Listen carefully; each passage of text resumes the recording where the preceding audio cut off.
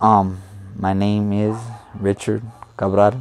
Baby jokes. I'm in the music industry, rapper slash in the movie industry. I'm an upcoming actor. From stress to no stress, I guess, I was 21 years old. The moment my son just popped out of me, it was like, they put him up here, he had a little cone head going on. And he just kind of turned and had a big old dimple just, and I looked at his father, because his father has two dimples himself, and I thought, wow. And I don't even know if at that moment I knew it was a boy. It was the biggest day of my life. Yeah. Thank God. Oh yes, I think the moment my son came out, he was attached. That to this day, we're attached. To the day that I die, we're attached. It's his. I protected Richard from anything. I mean, I wouldn't working for I actually, the funniest thing is I started out in the Montebello Police Department, and Richard was actually born in Montebello Police Department. As you'll know his life, you'll see, how that part's kind of funny or ironic. But he very attached. I'm very protective of Richard. I love that boy to death. I mean, no one, even though he didn't have his father around, even the men in my life, could never hurt my son. There's just an attachment that we always had that you could never break. All right, to keep it blunt, there was a few different men that my mom was with, but overall, they all had their issues, and I mean they were cool, but I wasn't their son. And mom didn't really she respected that. I had my dad, even though he wasn't around. My dad was my dad. We had a good relationship. I would see him every now and then, but I had a few altercations with them, and it probably affected me as I grew up. But overall, mom took care of me, nobody wants to be alone, now that I've grown up and I understand that, so mom didn't want to be alone. So, but I'm her son, so if they took her, they took me, and just sometimes we didn't see eye to eye. But, mama had my back, she never really cut me loose. But I know growing up, there was a few feelings, that affected me, with the relationships that I had with her men, and in a negative way, you could say. Yes, I at the time, I did not know that. If I even had any indication, I would never. It would have just been Richard and me. But I wanted a father for Richard. And the funny part is that he had a father. And we separate. I was just young, 21 years old. Didn't know anything about the world. Didn't know anything. I was, even with I was always with my parents, myself, my father, always holding us and covering us and protecting us. And so here I grew, and then I grew up in a violent environment. So here I have this child, that I thought that the thing to do is if I don't have his father, so let's have a father. Let's find someone in my son's life. And unfortunately, that's why I had different people in my life. Because nobody was good enough. Nobody was good enough. And the sad part is that I was enough, and I didn't know that. As we're speaking, I recall we were once up in, I think Richard was 14 years old, and he told me, I had a discussion with this man in my life who happened, he actually died, and he said to me, he turned, because he was scared. Richard was scared, and I was scared at that moment. I didn't want to show my son, but there was a part of me that was afraid because I thought he was going to come back. So I ended up calling the police, And my son turns to me and says, Mom, you don't need anybody, Mom. You know, you have me. You have me. And I know, mijo, I know, mijo. But as much as I said, I know, mijo, I didn't take that to heart. What is a 12, 13-year-old going to tell me? What does that mean? That was, he meant it. And he didn't talk about it again. There's Richard is a young man that held a lot in, and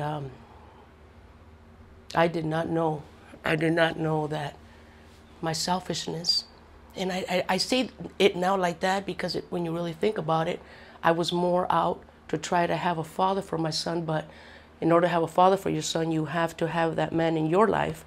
So it really, you know, who was I trying to fool? I actually believed it in my mind that I was trying to find a father, and it was at one point in one of the people in my life. And it's sad to say, as I speak now, I hear myself, and it disgusts me. It disgusts me where I was at that time in my life. And I thank the Lord that Richard has forgiven me for that. There's a part of me that hasn't forgiven myself. As I talk about it right now, it makes me angry that I put him through that. He didn't deserve that. And my whole thing when the moment my son came out of me was to protect him.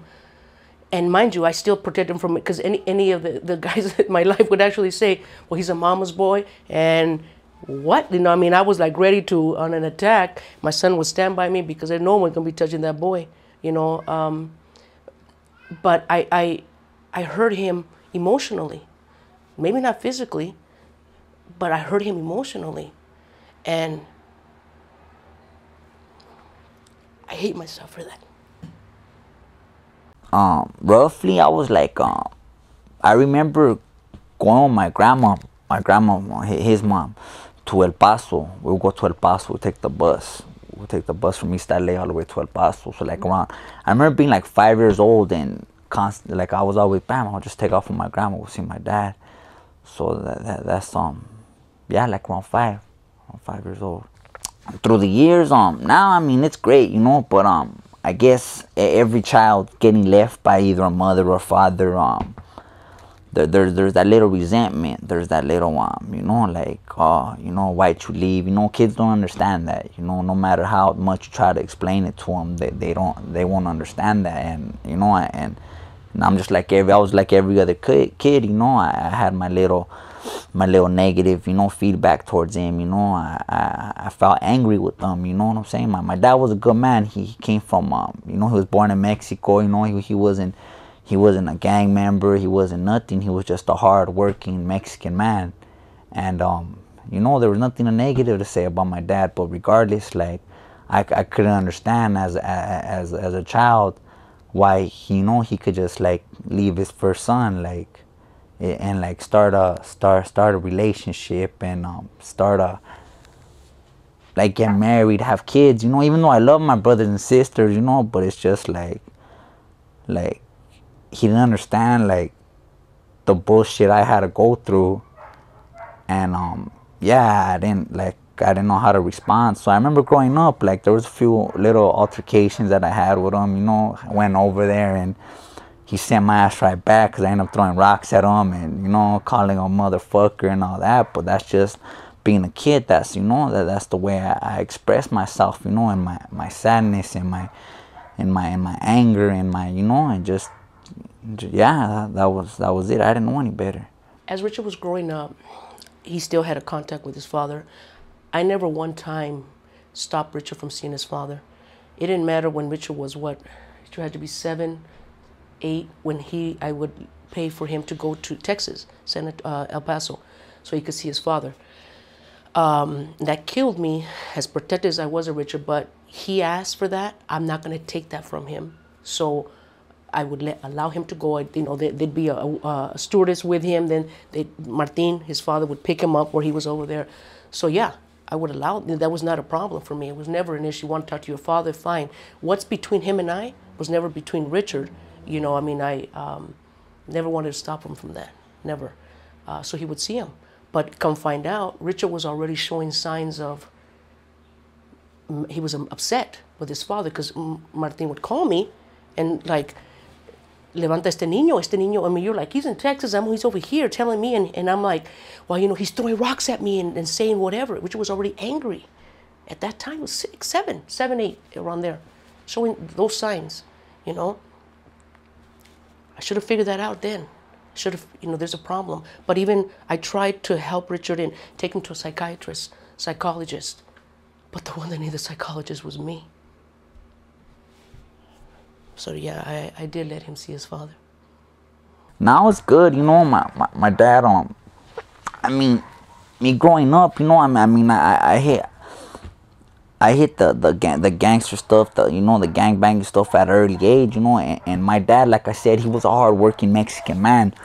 Like, he grew up in Boyle Heights, he's seen it, you know, but that wasn't him, you know. He used to get into it with cholos, you know, like where he grew up in Boyle Heights, and he always had like a bad taste. So he never wanted me to, you know, to lead that path. But I mean, he wasn't around, so there wasn't much he could do. And you know, he seen me. He used to try to talk to me, but you can't do much talking. And he was just sad. I guess he was just heartbroken, you know, because out of everything he didn't want me to be, it was, you know, it was a gang member. That's what I ended up becoming. But I mean, I'm older now, you know. I'm mature, and he, you know, he's happy that you know, the decisions that I'm making now, you know, the family that I've started. So I mean, right now we're in a good, you know, we're in a good relationship. That I became what I became because it was around me, you know. I mean, that my uncles, you know, I mean, like some of the people that my mom got involved with, you know, that gangster style, that gangster stilo, you know, it was real common, you know, everywhere I turned to, whether it was my mom's old man, whether it was my uncles, whether it was all around me. It wasn't nothing just to go against my dad, you know, like that's what it was the thing to do. That's what happened. I don't remember having to, you know, struggle, I guess, with his father, because we were together for about that first year. To which it was actually a year, because it was in August when his father was not in the picture. Only child to my mom. Mom her everything, you know, no matter how many times. Like, I'm her everything, no matter what I did or what, you know. I mean, my mom's gonna ride with me, you know. I mean, people say, oh, you're spoiled, you know. I mean, probably I was. I mean, she only had one kid, you know. But I mean, if you know, some got it, some want it, you know. And I just, my mom had me, you know, taken care of. But yeah, so it was cool.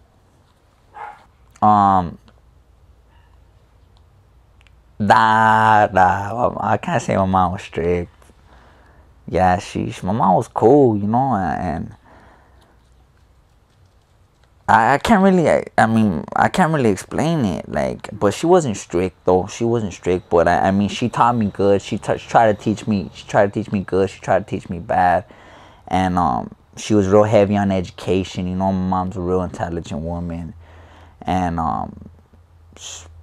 but nah, I can't say, you know, like, I can't say she was too strict on me. Richard was always, your boy is just, I guess all moms are gonna say this, smart, you know. Everything was just easy, I guess, you know. When he would, learning how to go pee-pee, doing, you know, walking, everything just, it seemed natural, I guess. It wasn't a struggle. That's what I could say. It wasn't a struggle. School, I mean, I don't mean to sound too like big-headed, but I've always had a good head on my shoulders. You know, I went to Catholic school when I was in elementary. You know, and you can't just be a average cat. I mean, yeah, you could be whatever, but more or less, like, they really, you know, they're really on you. You know, if you don't cut it, you know, they'll simply cut you. And so I was into it, you know. I was a reader. I was a good reader. My mom used to, you know, have me read. And I mean, but like as growing up, like once I hit like that age, 12 years old, like it was like that's when I started like just going, you know, to where I was headed. And after that, there was really no much talking to me. But before that, like I was alright though. Because of the violence, you know, I used to read a lot since really young, and I think that was what made me so smart. Where I didn't even have to really study in high school. I mean, I remember studying, but not really a lot where I would still get A's. It was a part in when I graduated from Montebello High School. I graduated with honors, but I would have graduated with highest honors, but I didn't come from that school I went to because we went to private school. So there was a part where I've talked about where I had anybody needs to see it, I'll show it to them because I have it, a 4.0 in one of the semesters. And this is where even I had, because of my smartness, I guess, I was going to go to the service. And we had the Air Force and Navy and all that. And the Air Force, you know, smart, you know, no, I didn't go there either. And I could have had a scholarship. But I was kicked out at the age of 17 at my house. And that messed me up. That messed me up. So I actually had so many credits in high school. I could work part and, you know, you go to school and then half day you could leave and I go like have career, you know, day. Yeah. And there was even a part in my life where my mom, through someone she knew, I had the opportunity to meet somebody from the school of Loyola Marymount. And I never went. Never went. I think that even my own life, you know, this is where Richard knows where my potential is, where I could do a writer. One thing is with creative writing, even in school, I would always be with creative writing. When I got to college, I went to East LA College, and I went to, you know, Rio Hondo was me two schools. I actually need I need a PE class, and I'll get my associates in criminal justice. But mind you, before that, I could have gotten in it. Because of my job, because I knew, you're going to trip out on this. My son just told me this, and he's right. When I was 12 and 13, I used to write the songs from the radio, okay? And and when I found out in high school you could write shorthand, I thought, so I actually have like a notebook of all these songs, like the stylistics, back, you know, all these word by word. And, you know, I didn't think at 12 or 13 it was anything. Richard goes, Mom, you had it in you then, you know, writing, right? And so when I found out I was a sophomore, not even a senior, I was a sophomore, it didn't help me because, I mean, by the time I was a sophomore, I did 80 words a minute. Junior year, I did almost 120. No, I did 120 because I got my thing. But I still needed to be a senior. So, you know what I mean? What is that? Because I wanted to learn how to write songs from the radio. It wasn't to get a job. So and of course, at that time, I was getting to creative writing. But I never got into anything else. And then I was continued to read. I'm a movie watcher and reader. Excuse me. So then when I started going to college, in my, you know, English 101, teachers are like, you have talent writing, you know, and I would never, you know, pursue it. That's why now, you know, because of Ricardo, you know, and I actually have inside there stuff that I write throughout my dreams. I got some crazy ass dreams and stories that I can just make up, you know. But now I need to process that. That's just the school that I'm going to for script writing. I'm learning how to put that in perspective and put that in order, you know, and it will. So yeah, and if my son's saying that I'm that smart, thank you, Ricardo. My mom, I mean, like every mother, they always want the best for their child, and they always think their child could, you know, achieve whatever, you know. And like I said, my mom's a really intelligent woman. She always knew I had it in me, and I guess now after all them seeds that she planted growing up, I guess, like, you know, she really sees, like, you know what, fuck it, like, they're, you know, now they're blossoming, they're coming out of them seeds that I planted, they're really coming out, and she's happy, you know, she's happy I'm making the choices that I'm making, and yeah, she never had a, like, she never seen that I couldn't make it, and now that I make it, she was like, yeah, I told you, you know, you just gotta put your mind in it. Richard one time told me, fuck you. And he tried to run, and I got in the car, went after him.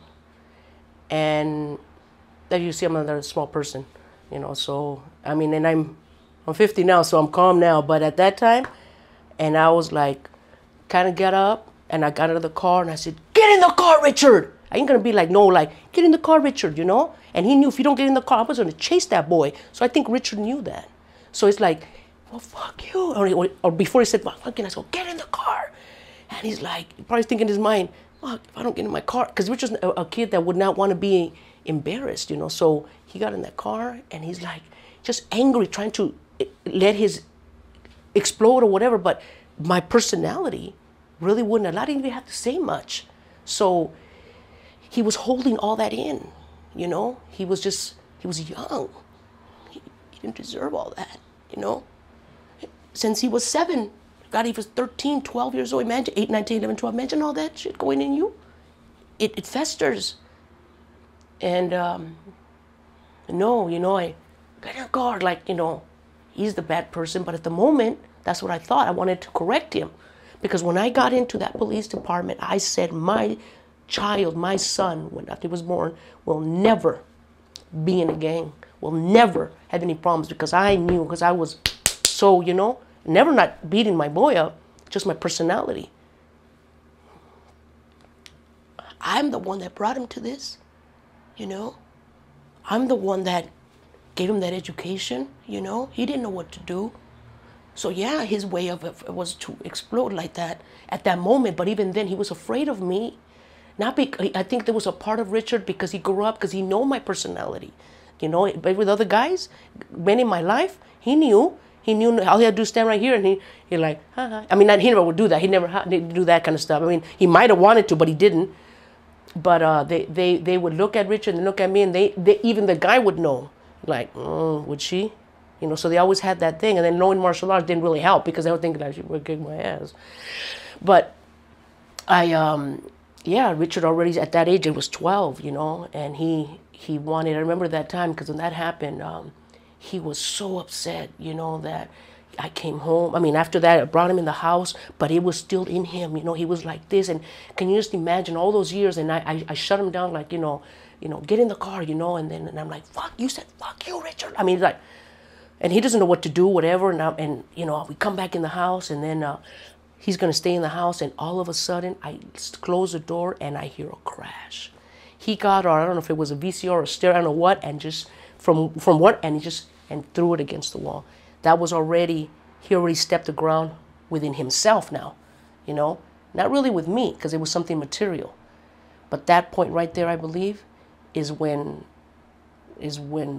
maybe things started maybe going downhill, if you want to say, or he already thought the guys with the taggers, you know, were his buddies, his familia, if you want to say, because maybe these guys didn't have a father, you know. Excuse me, about 12 or 13.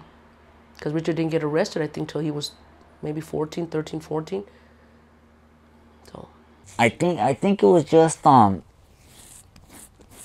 like, I can't speak on other communities or other neighborhoods, but where I came from, you know, 96, 95, East Los Angeles, you know, that, like, gangs were heavy, you know, and it wasn't uncommon to be a gang member. It wasn't a bad thing. You know, your friends were all, this is what we're gonna do, and at 12, 13 years old, like, that's when everything starts happening, if you really think about it. Like, you know, more people, you know, they decide to smoke weed, they decide to, you know, do this, do that, and that's when you start, like, your foundation of what's gonna happen to you in the next couple of years. Like, that's where it all starts, at 12 or 13, and that's what I found, you know, like like I said, my uncles, my friends, this is what was happening. Then it's not like I just came from this and then branched off to some way out stuff. Like it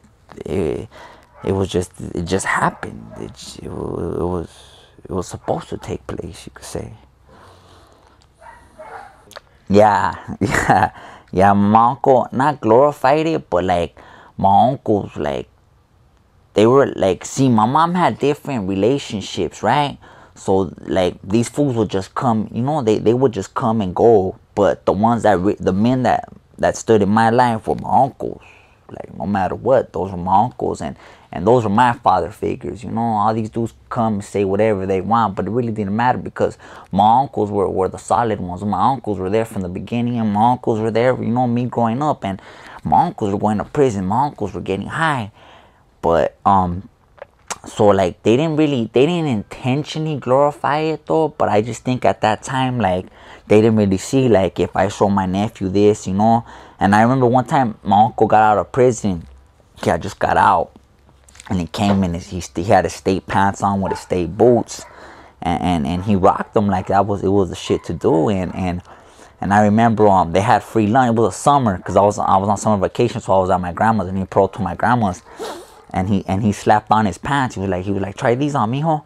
And the real state pants. He was like, and he's the one, like, he groomed me. Like, I remember him telling me, like, well, you know, on the white t-shirts, like, you know, if you're gonna wear white t-shirts, how we do it, you don't get them chafa ass or whatever, you know. You only get the best, you know. And that shit stood with me. That shit stood with me. And it's like, and I remember going to the park and you know, getting my free lunch with them, you know, walking to Montebello Park and wearing them state pants, and you know, and after that I was like, well, you know, this is, you know, you just got a joint, healthy, you know. It's freaking little youngsters looking at them. I'm like, hey, this is the shit. This is the best thing I've seen.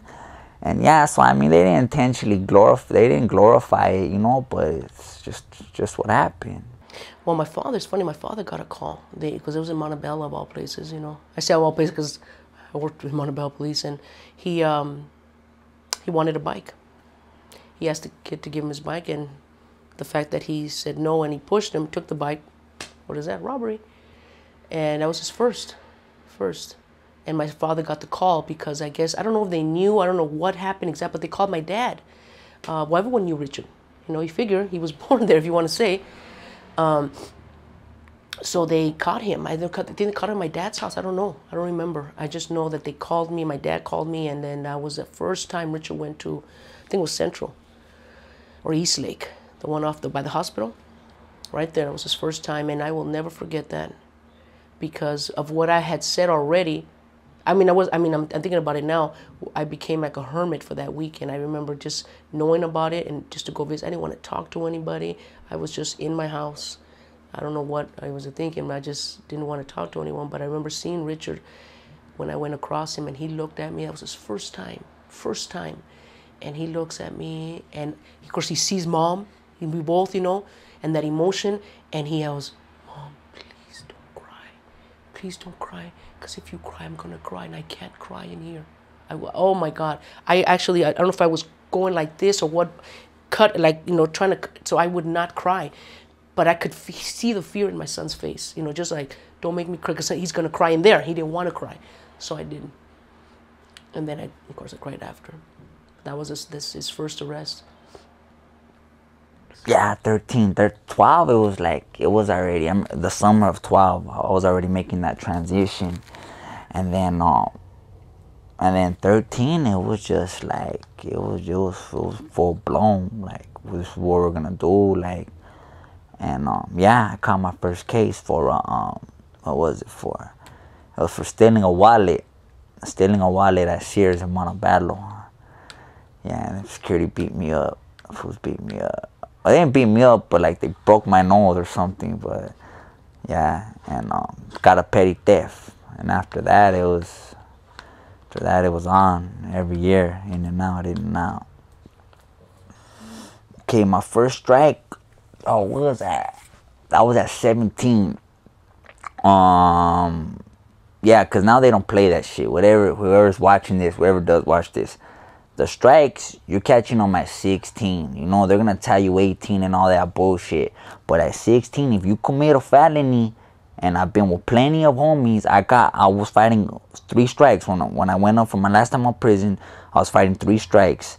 1 for the original one, and then I had 2 felonies on another one, so they were gonna strike me out. Plus, I was fighting attempted murder, but whatever. The first strike was at 17. It was a beer run gone wrong.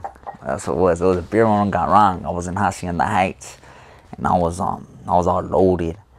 And I put a tequila bottle in my pants and I walked out. But I used to do this all the time. So, but I mean, I was drunk this time, so shit doesn't work out like I planned, you know. So I took it, and the security came out. And he was like, "Hey son, just give me the bottle back, you know." And I think I had some Garcia Vegas at that time. I was smoking blunts, and he was like, "Just give me the bottle." And me thought I was all big and bad. I was all loaded. And, you know, I told him, like, "Man, fuck you. You know, you ain't taking shit back." And he was like, "Son, just give me the," you know, he didn't want to fight me, you know, and me being all gun-ho, I just took off on him. I just took off on him. Started getting down. And they jumped me. Well, they didn't jump me. I mean, they got me. They you know, his boss came out and they called the cops, and the cops came. So I found out that once you use force on any type of petty theft, it's considered a robbery. So I picked up a strong arm robbery, and they were trying to send me to California Youth Authority, right, with the strike. So I wasn't gonna strike regardless. So they were like, "All right, well, we're gonna send you to YA," and I was like, "Man." I've only been to camp once, man. Why can't you send me back to camp? They're like, "Nah, man, this is your second felony." I was like, "Whatever." I was like, "Well, check it out. I'm going to the camp. Well, why don't you just send me to the county? You know, I'm about to be 18 in 6 months." So that was it. So that's what happened. And they gave me a year flat and with the strike. So that was how I caught my first strike right there. East Los Angeles is East LA. It's its own world. It's a world where I came from. It's a world where I come from. It's a world where my families come from. And it's a beautiful thing, you know. Like everything, you know, like every community, it has its good and it has its bad. But this is it's more like it's something that, like, even though it's the future, like the past still lives in it. The past is still in there. Like, you know, when you go down there and, you know, you can still see mariachis. Like there's that humbleness,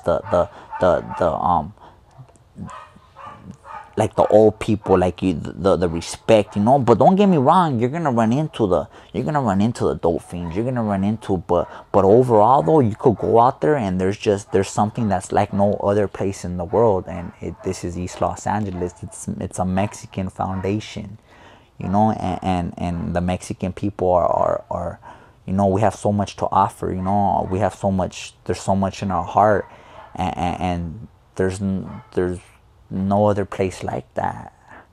There's like, words can't even describe it. But I mean, that's just me. And like, I mean, I could go all over, you know. I mean, I've been to different places, not a lot, but I mean, no matter what though, when you come to East Los Angeles, and it's not just a little couple blocks, it's a big community. I mean, it's huge, and it just carries all throughout that part of the city, that huge part of the city. It just carries something that no other place does. No, yeah, you could say that. But see, I mean, in '97, when I was 13 years old. So what happened before that, I wasn't really, you know, like, I mean, yeah, I hear stories, but I only could really speak up on '97 after that, you know, when I'm right in the drug thing. But like, cause nowadays, like, I mean, everybody's tweaking, you know, but that didn't hit till like '01. Tweak really didn't hit East LA till like '01.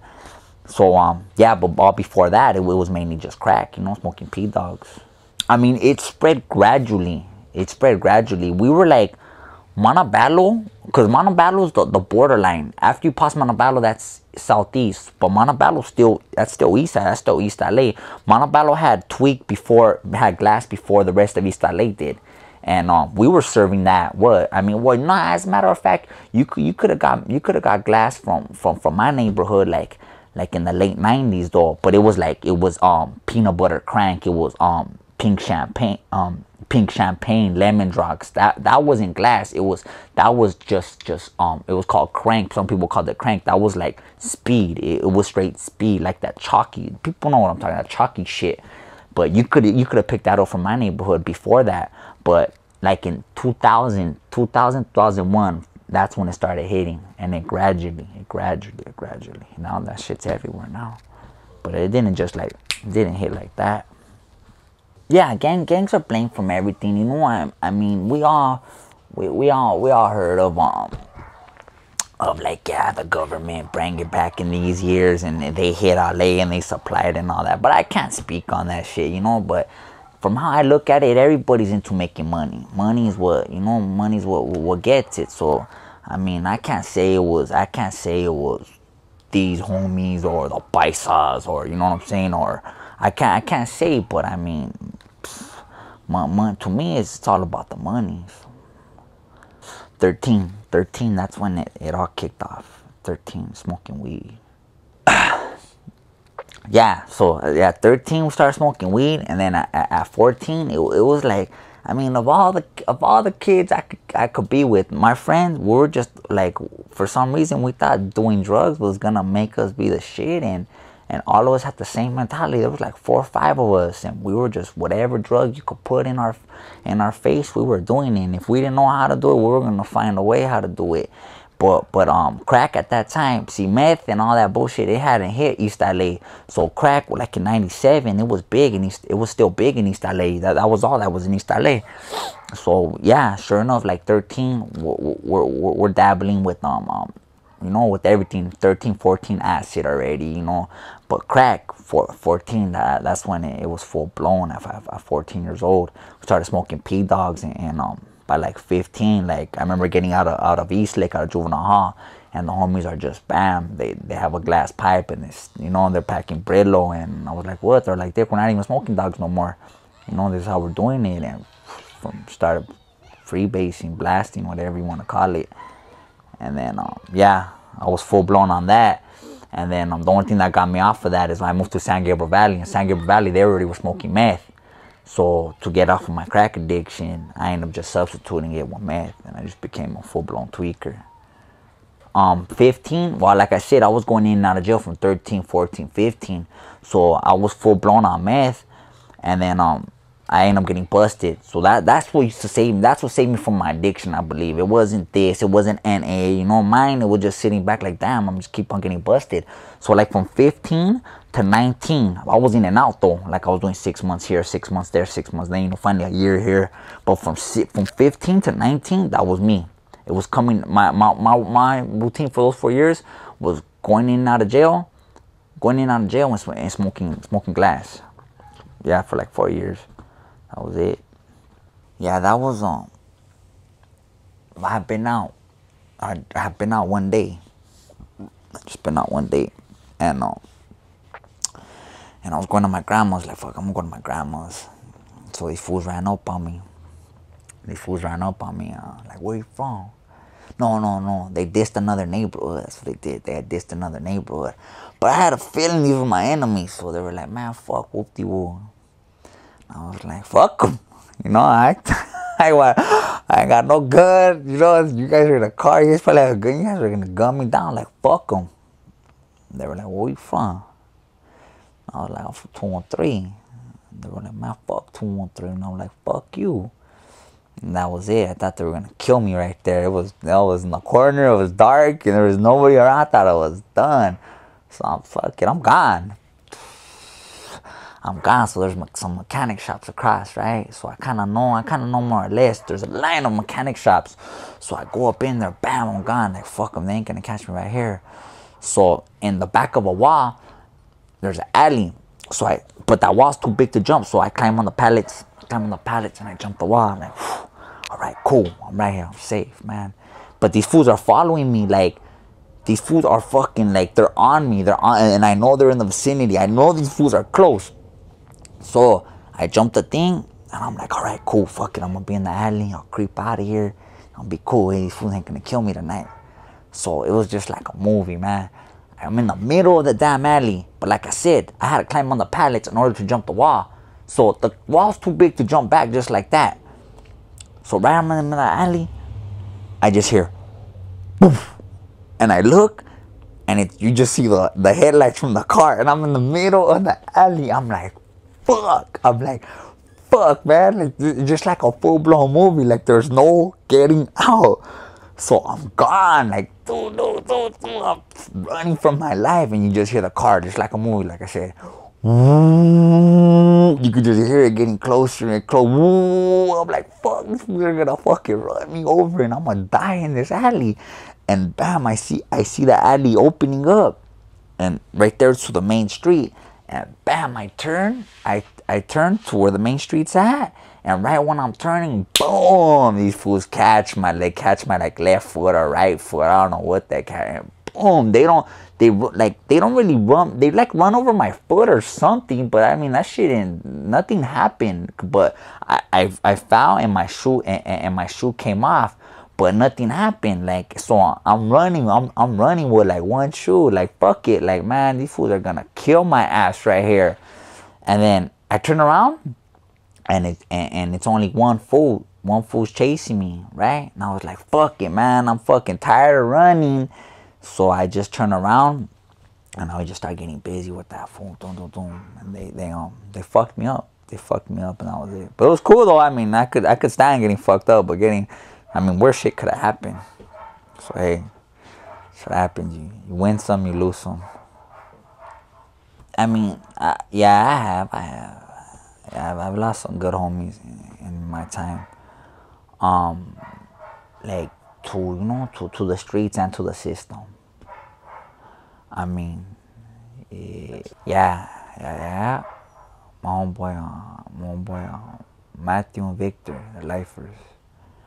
Yeah, so it hurts, It hurts. I mean, but I'm in contact with them.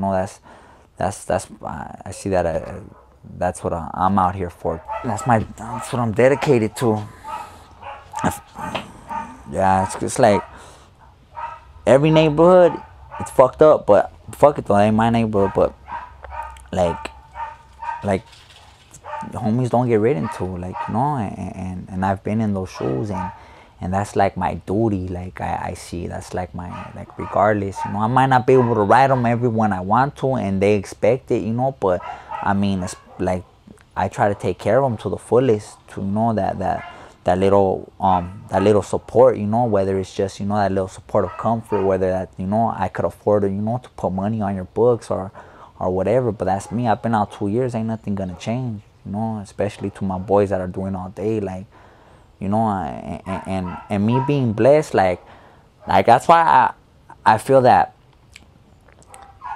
I'm gonna be blessed, because I'm not one of them shiesty ass dudes, them shady ass dudes that just keeps it all for me. Like, I'm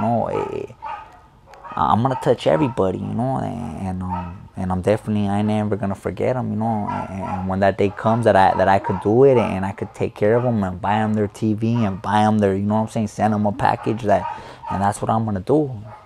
That's from my heart, a real heart. That's how it's supposed to be, and not a lot of homies are like that, but I fuck them. I can't speak up on them, I can speak up on myself. You know what? It's fucked up though, but letters don't come.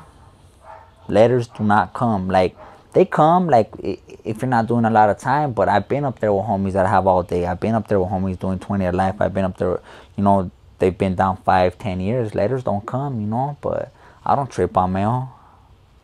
I could, I know how to jail. I know how to get through the days. Believe me, I've done years in the hole, I did like a year straight in the hole. Like, I'm good. Yeah. Okay, so all right, I'm up in Wayside. It's rocking and rolling. We strapped, man. We were full blown, man. We got meth. We got weed. We got we got a lot of shit up in there, right? And they come in. Some fool had I guess he was tweaking, and this freaking dumbass, he PCs up. He fucking runs in the middle of the night and goes to the front of the gate like, let me out. This fool's tripping. Like, what the fuck's wrong with that fool? But we already know that he's gonna snitch on us. There's a lot of shit in the house, in the dorm. So we're ready. I'm ready. Fucking bam. I got the weed. I got a lighter, and I got a street knife, right? We got a street knife, full blown street knife. So I wrap it up, So sure enough, this fucking, I guess he said, so it's like 6 in the morning. I'm about to start working out. A lot of the homies are sleeping, but I'm up in the morning. So sure enough, the gooners come in, bam, Ninja Turtle sowed, get down, everybody get down, bam, they're hitting the house, right? So I got a street knife, I'm telling you, I got a street knife, I got a lighter, and I got the weed. You know, first thing, I mean, if you don't want to get caught. What am I gonna get caught with? Fuck it, I'll get caught with the lighter. Fuck it, I'll get caught with the weed. But I do not want to get caught with the street knife. So I mean, if you've been in the system, you have family in the system, I don't care what you say, you gotta, you know, put in the safe. You gotta cheek it to keep it. You know, you gotta put it up there. You gotta hoop it. You know, if you do not know what hooping means, it means, you know what I'm saying, to put in your ass, put in your rectum, your anus, whatever you want to call it. So yeah, it's already good. It's already to go. So I'm squatting down, bam, I'm putting it in, and like these dudes are just running. They're running in the middle of the dorm with the big Bertha. Those are the big those big rubber guns, and those shits hurt. Get down, and like he's coming around, and I'm like, bam, I'm barely putting it up, and bam, I put it all the way up, like making sure it's up there, and he comes right in front of me, like, I told you to get down, and he tells his partner, he got something in his ass. But I'm like, fuck it, like, yeah, it's up in my ass, but it's all the way up in there. You ain't getting that shit, you know? You ain't getting that. And then I forgot I had that nickel. So bam, they turn around, they cuff me up, and they take me to the gate. And they start searching me, and then bam, I totally forgot about it though, and he pulls out like a nickel of weed. And he was like, what's this, oregano? And I was like, something like that. And yeah, I went to the hole and took me straight to the hole. And yeah, they end up picking ad charging. They end up ad charging me, and I took a year. So with the attempted murder, I mean, when they dropped down the attempted murder, that was 4 years, and then they gave me the extra year on top of that, so I got 5 years. Yeah, how do you get it out? Huh? How do you get it You gotta out? shit that out. You gotta poop it right out. It actually pushes out? You gotta push it out. Like, you got muscles, like the same way they used to be like, when I remember being young, like, damn, man, I remember fools used to come from upstate. At that time, they had tobacco. So if you're coming up from upstate to the county, like, if you bring tobacco, you got money. But these fools used to, like, pack some shit. Like, homie, homie, how did you take that shit out? They'd be like, it's like this, little homie. Y'all the little homie back then. It's like this, little homie. You know, the size of your shit, that's the size you pack. It's the same thing, you know, and I'll be like, yeah, you're right, but like, fuck, dog, like, but yeah, it's just the program. At that time, like, I already knew, like, I mean, I know stuff was more serious, but I mean, as far as being the big time, like, I already knew that this was not for me, you know, like, I had been busted a while. I seen a lot of homies doing life, and like, there's a lot of dumbass people in jail, like a lot of dumb people, ignorant people, you know, just, and but as far as being the big time, it was a lot more serious. But I wasn't like, oh yeah, this is what I want to do for the rest of my life, and fuck all that. It's cool. More people get stabbed in Los Angeles County than they do in the pen. It's just those politics, you know, those county politics, and if you know anything about them, I mean, everywhere, especially in California, I can't speak up on other states, but California, there's politics, you know, cops ain't running the shit, inmates are running the shit, and I mean, there's politics in LA County is the headquarters of everything, and so there's more people politicking in there than anywhere else. And yeah, that's just how it is. More people have got stabbed, more people get stabbed. That's just a fact in the county jail than in any other prison. He was 19. He was under 21. Oh yeah, of course I knew he was on the run. Nope. Richard turned himself in a week before his 21st birthday. What a man, you know, young that he is. Might have made mistakes. 1 week, could have partied. Could have done so many things. Could be 21. Turned himself in. Prior to that, it was a thing that had happened with my ex-husband, passed away. John. They had got into it really bad. And I didn't know at that time that he, John, had set up this argument or whatever, what he knew what I would do to kick my son out. I didn't know that at that time. And that's exactly what happened. He kept calling Richard out, whatever, saying whatever, and they got into a little fight, but I guess John didn't want to fight, you know. But he was a gang member, or back in his days, not, you know, in the present, at the time when I was with him. And I allowed my son to hit him, whatever. So by the time I came home, or he called me, he's bloody, you know, and I see him, and I said, Richard did this, you know? And he's like, yeah, you know, kind of thing, you know. I find out later, after we had already separated, that, you know, he had set that up, because the only way to get Richard out was to do something like that. And he was absolutely right, because I could not believe my son would even do that. You know, I had asked him, Richard, I'm going to come home, because we had an incident, and I was trying to get rid of him. But I knew that I didn't want Richard and him. It's funny, I was trying to separate them two I knew John, he was an alcoholic, and Richard was, he wasn't really using drugs, I think it was with pot, but he had his thing going on himself over here. I didn't want them to see each other. I was trying to hide them both, stupid. And God knows, you're going to set them up, because this is coming to an end now, and it did. So at that point, I just said, Richard, you got to go, you know. And during that time he was on the run, I was protecting my son. You know, I was not gonna, you know, you need to turn yourself in, you know, Ricardo. Yeah, Mom, I know, and things are gonna get worse. Finally, it was just like, he didn't have mom. He didn't have friends. I don't know what. He went with my nephew, Paul, and went to Montebello Police a week prior to, and just turned himself in. Proud of him. Yeah, yeah. Well, I mean, I pretty much know kind of what goes on. I mean, but that in particular, not till after he was in jail. He kind of broke it down to me, you know.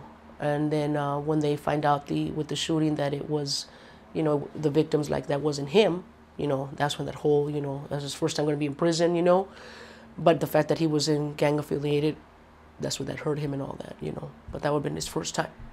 But right when he was in jail, he was up in what was that place, Wayside? When he was up there, he says he was looking at 35 to life, you know, because we're talking about, you know, attempted murder and his, you know, his being with the gang and all that at that time.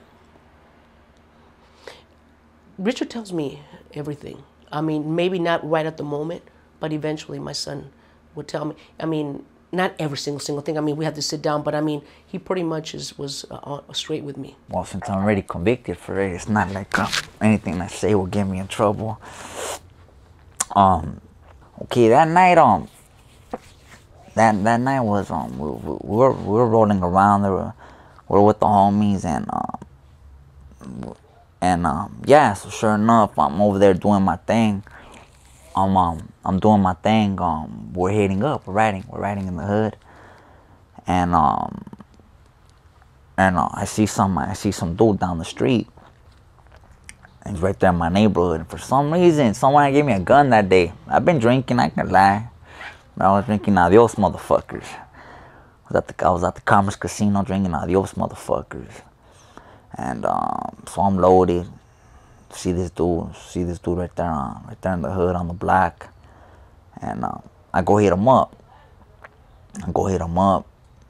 And he didn't gangbang. Homeboy didn't gangbang, but so he told me, but he's drunk though too. So two drunk men, you know, good stuff ain't gonna happen. You know what I mean? There's you know, adrenaline. You know what I'm saying? You got that machismo and all that. So he has that, you know, but he's in my neighborhood. So regardless, I got the upper hand, you know. So I go hit him up, and we had just got into it with some little cats. So them fools in the back of they're already in the back of my mind. So I'm like, well, fuck everybody. So I hit him up, man, where you from? I don't bang. All right, my neighborhood, homie. Tell him, you know, whatever. And but he still got that little machismo, right? So I was like, man, I told him, you know what, fuck taggers, homie. Whatever, I tell him, fuck taggers. And he was like, man, I don't give a fuck. You don't give a fuck. But this dude's bigger than me. I remember that fool was bigger than me, though. What? You don't give a fuck? Bam, I just took off on him. Boom, I socked him in his mouth. And we start getting down, and my homeboy helps me out. Because that fool's bigger than me, and he's like kind of on me. So bam, my homeboy pushes him off me, and like I get him off me, and then I remember the gun in my back pocket, and I just pull it out, like bah, bah, I just bust on him. Like after, like his other, because he was with a couple other cats. There was like 3 other cats. So his homeboy started running, but I'm not tripping on them though. But after like the first, they're like, I remember saying he has a gun. And bam. So by that time, like he's about to start running, and I just pop him in the stomach. I guess that's when I hit him. Boom! I hit him once in the stomach, and then by that time he was already in the door, and then I just hit the door, and that was it. I was gone. Fucking just jumped back in the car, and I was out. Okay, like me, like a smart guy, I was we're riding, right? We're riding on the corner. So I mean, I was writing. I'm whatever, you know. I mean, they already knew my alias, Joker, whatever. So they pulled the 6-pack. They pulled out a 6-pack. A couple homies in the hood, and sure enough, these dudes, they snitched on me. Whatever you want to call it. And they pinpointed it. They pinpointed me, and sure enough, bam, man, they started hitting pads looking for me. They were hitting pads looking for me. And that's how they got me. They hit my grandma's. And yeah, I was out. Went on the run. I was on the run for like 4 or 5 months. 4 or 5 months, and then that shit, it's no fun. Like, you know, I mean, people's doors start closing on you, and I was just tired. Yeah, I was just tired of being on the run. And a week before my 21st birthday, I turned myself in to Mountain Police Station. I felt I could still see Richard. I remember looking at him. We were just looking at each other, and he says 35, and you know, I couldn't even cry. My eyes got watery. I just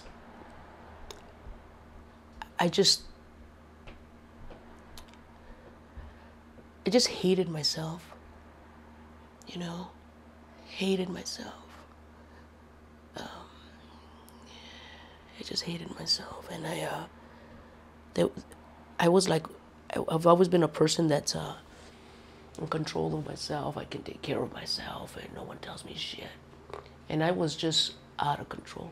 I could not protect that boy. I couldn't pull him out of there. I couldn't do anything, you know. And anyone, doesn't matter, can say, well, you know, he was at a certain age and he could have, you know, it's not your responsibility after this. If I can write, it's not my responsibility. But how did he get there? How did I raise him? What did he see? Yeah, you're right. Then he has to make choices. But the choices he made were because of something that happened. Yeah, I know. People, well, that man killed him, or that man this. Yeah, I know that, all that. But no one is going to tell me, because nobody walks my shoes. Nobody can tell me what I could have, should have done. Only myself. Because I'm sane, I'm fucking smart, you know, and stupid at the same time with life. And yeah, there was not one damn thing I could do to protect that boy. And that fucking killed me. It killed me. I walked up in there ready with, you know, some money. And yeah. And yeah, I turned myself in, and I started fighting my case from there. 35 to life. It was 25 for the attempted murder, and then it was 10 years on top of that for the gang allegations. So yeah, it was 35 with the now. It was almost a year. Like, I think on my 10th, going on my 11th month, I was going to trial already. I was about to go to trial, and the day before trial, because they didn't really have nothing on me. Right? I was going to beat the attempted murder. I mean, they switched up the story, but regardless, I took the time for the actual shooting, because dude said that I didn't shoot him, but the thing that was going to get me was the gang allegations, because they had hit my grandma's house, and they had hit one of my other homeboys' house in West Covina, and they had pictures of me with the homies throwing up the hood. So that alone, when they would have presented it to the jury, it would they would have got me. They would have got me for the gang allegations. They were like, yeah, maybe he's not guilty for the attempted murder, but the gang allegations carries 10 years. So the day before trial, they come at me with like, hey, they're willing to offer you 6. And I was like, man, fuck, man, I ain't fucking gonna do 6. I didn't shoot that fool. That fool said I didn't shoot him. So I was like, man, go in there and try to give me 3 and I'll take it, right? I tell him.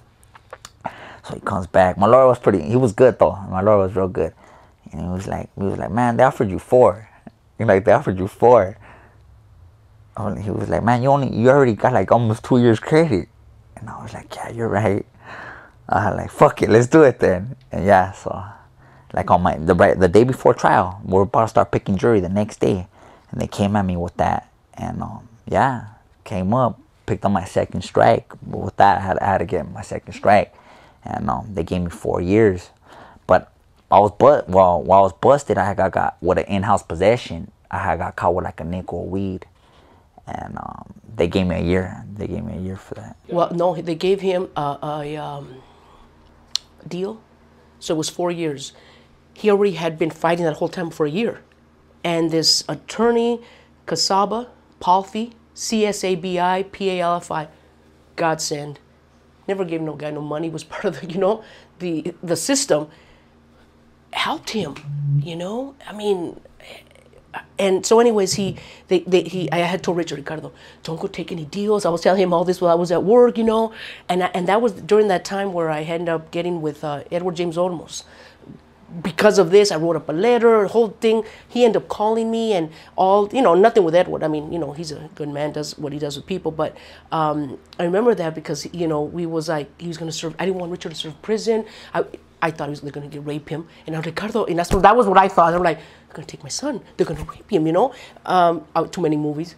And so anyways, they gave him, so he accepted a deal, it was 4 years. He already had been fighting for a year. So look at how God is and look at how the world is. So he serves a year and they sent him to Ironwood up in Blythe, Ironwood State Prison. Gets out in a year. Crazy, huh? I mean, maybe the 4 years take out 2. I don't know how that is, but he ends up serving a year. Comes out October 19th, and 2 months later, December 27th, goes right back in. Thank the Lord at that time when I called, I was on the parole, he never been on parole. My son had registered on his own to East LA College. My boy's just on it, and anything he does, as you know now, he's just he either all good or all bad. And so he was trying to do real good.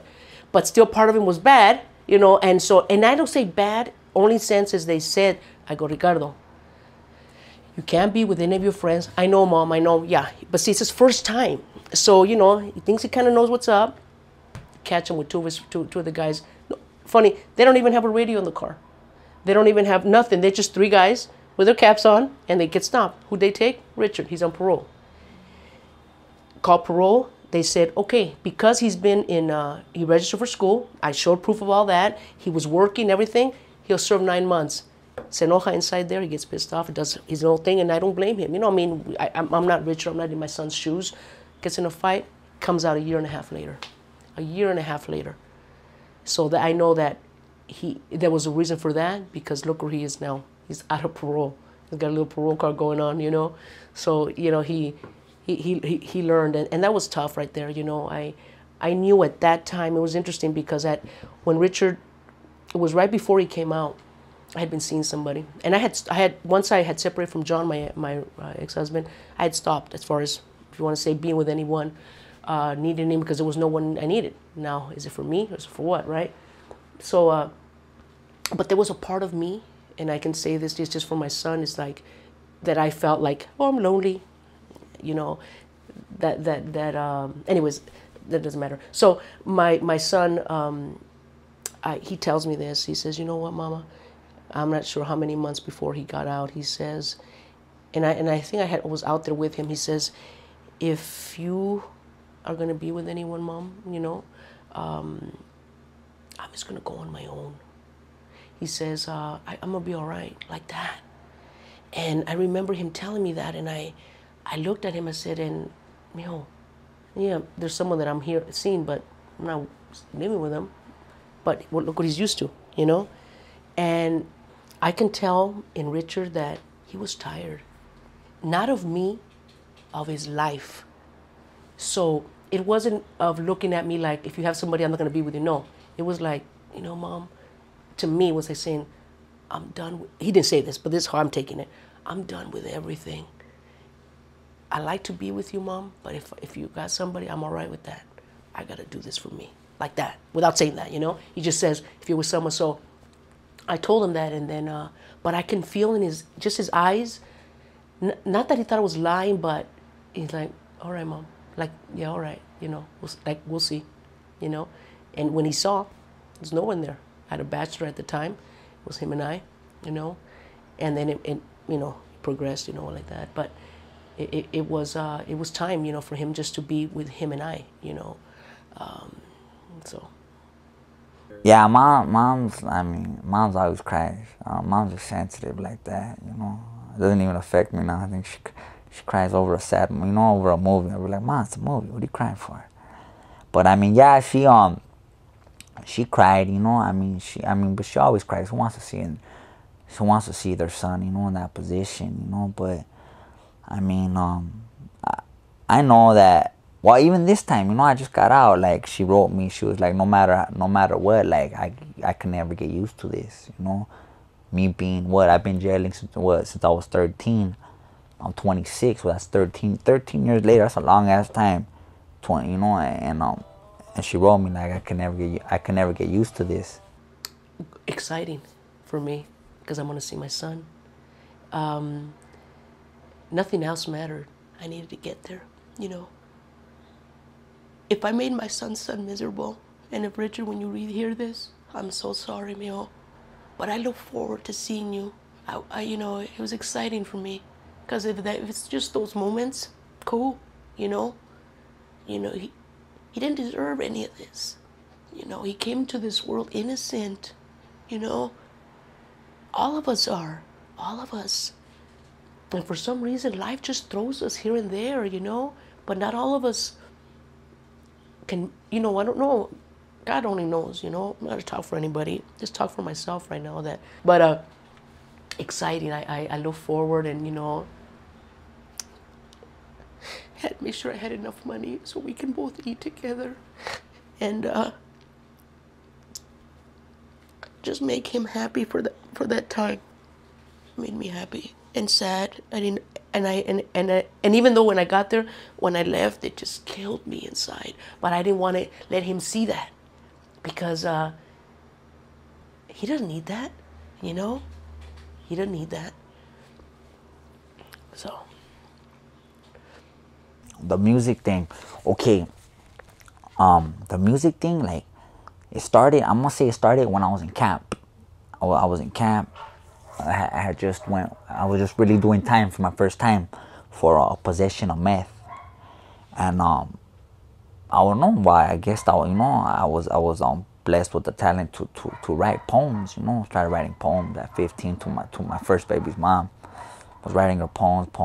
So like from 15 to 19, from like 15 to 18, I used to write poems when I was busted, and then I started studying. I started studying like the rappers. Like, I didn't really know what rapping was, you know, but I grew up on music, so I started studying rappers. Like, man, what's this rapping all about? Like, you know, this shit's cool, you know, but like, what's like, like, there's a lot of fools doing it now, like, and then it's pretty much rap. It's just pretty much writing a rhyming poem, but on a beat, you know, and then it just barely started clicking to me. So at 18, I remember hitting the county, and instead of writing love poems, I was in the hole. I was in the hole. I remember I was in the hole in the old county jail, and then I started writing like a little bit about rhyming still, but really more like about my life. You know, it was not for my girl no more, and yeah. And then I got out, and then I started memorizing. I was like, are these fools memorize it or what? And then and then I found the beat, and then I started learning about instrumentals and stuff like that, and that's pretty much how it all kicked off. But it started off from just writing poems to my first baby's mom. At least it's done though. So we're good with that? Yeah. All right. Do you have the other tracks?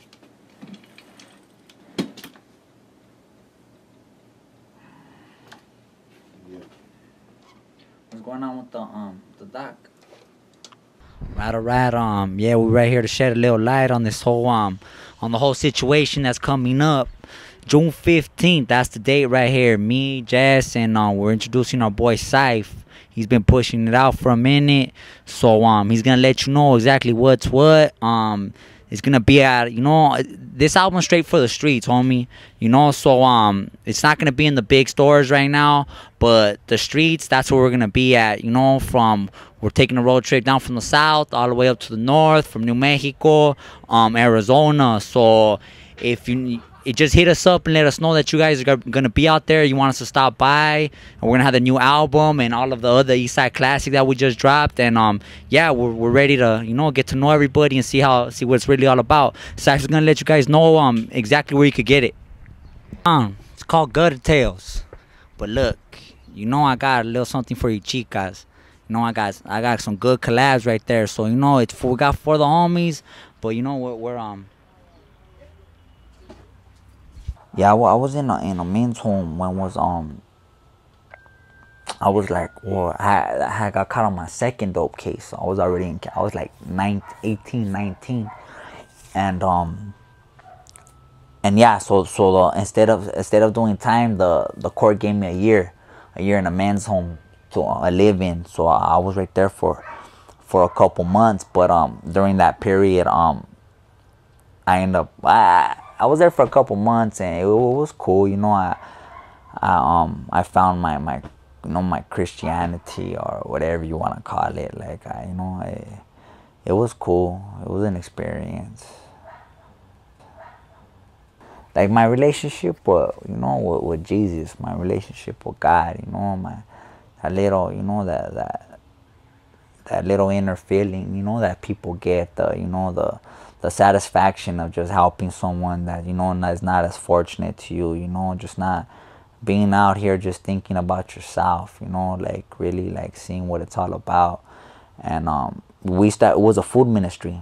That's what I was at. Heart of Compassion. It was a men's home food ministry, and it was a huge food ministry. And like being able to go out to the I forgot what they call it, but when you go, like when they would have food drives in different communities, like hardcore food drives, like truckloads coming in, like honestly seeing what it was about. Like it was just some good-hearted people, that believed in Jesus Christ, that felt that it was necessary to help, the less fortunate, and that was it.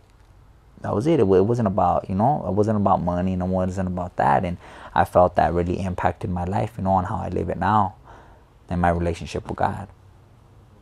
I'll keep you lifted up in my prayers. Also keep this in mind, Richard. I don't know if you know the story of Joseph, but make it short. Joseph was thrown into prison, but after some time the Pharaoh took him out and gave him power over all of Egypt and its people. Gave Joseph his king's ring, clothed him in fine linen, and put a gold chain around his neck.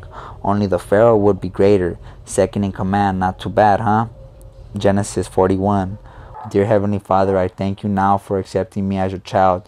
You said in your word that if I confess with my mouth the Lord Jesus and believe in my heart that God raised him from the dead, I would be saved. I have just made this confession. I believe your word. I believe that I am now saved, and I thank you for the gift of salvation in Jesus' name. Amen. Blessings, brother, con respecto.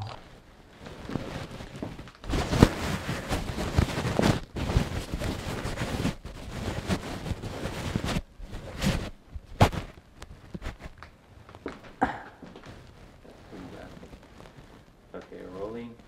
And so, what work have you done, Rich? I worked on the TV show Southland, director Christopher Sholak, season 1, season 2, and I co-starred in season 3. I've also worked on Luck, featured on the motion picture Rampart, director Oren Moverman, and this movie that I'm coming out is called A Better Life by director Chris Weitz. And your training? My training, I've currently been training at the Aaron Spicer Acting Studio. I've been there going on 4 months, and prior to that, the last year and a half, I was training at the Hollywood Film Acting Academy. Okay. Can I see the side of you, please? Right. Can you look up, please? Can you look forward towards the camera? Can I see the other side?